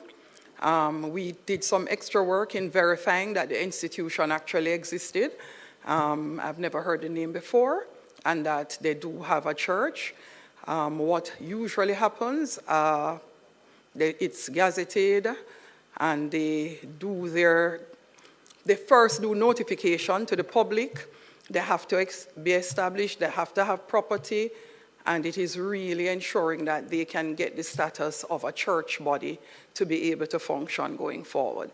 It is required that they petition through the Parliament. The committee will meet, consider, and then the committee will come back with a report, at which point the House would vote in respect of that report.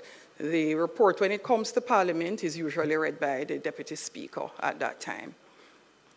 But it's unusual. In my 8 years in Parliament, this is the second one.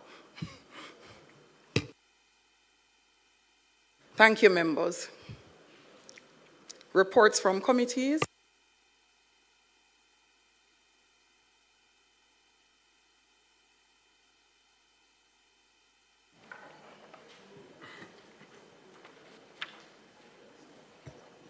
Thank you very much, Madam Speaker. Madam Speaker, I beg to lay on the table of the House a copy of the report of the Regulations Committee of the House of Representatives and its deliberations on the National Housing Trust Housing Benefit Silver Sun Housing Development Order 2024.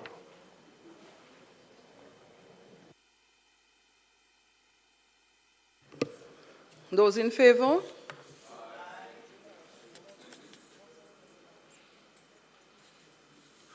Notices of motions given orally.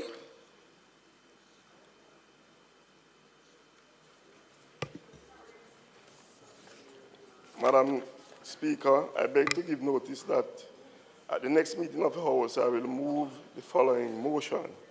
Be it resolved that the report of the Regulations Committee of the House of Representatives and its deliberation on the National Housing Trust Housing Benefit Silver Sun Housing Development Order 2024, which was laid on the table of the House on the 21st day of May 2024, be approved.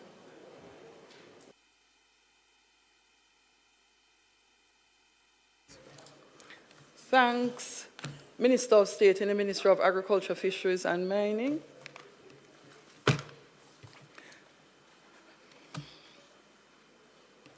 House Leader, I believe this is the end of our recommitted items.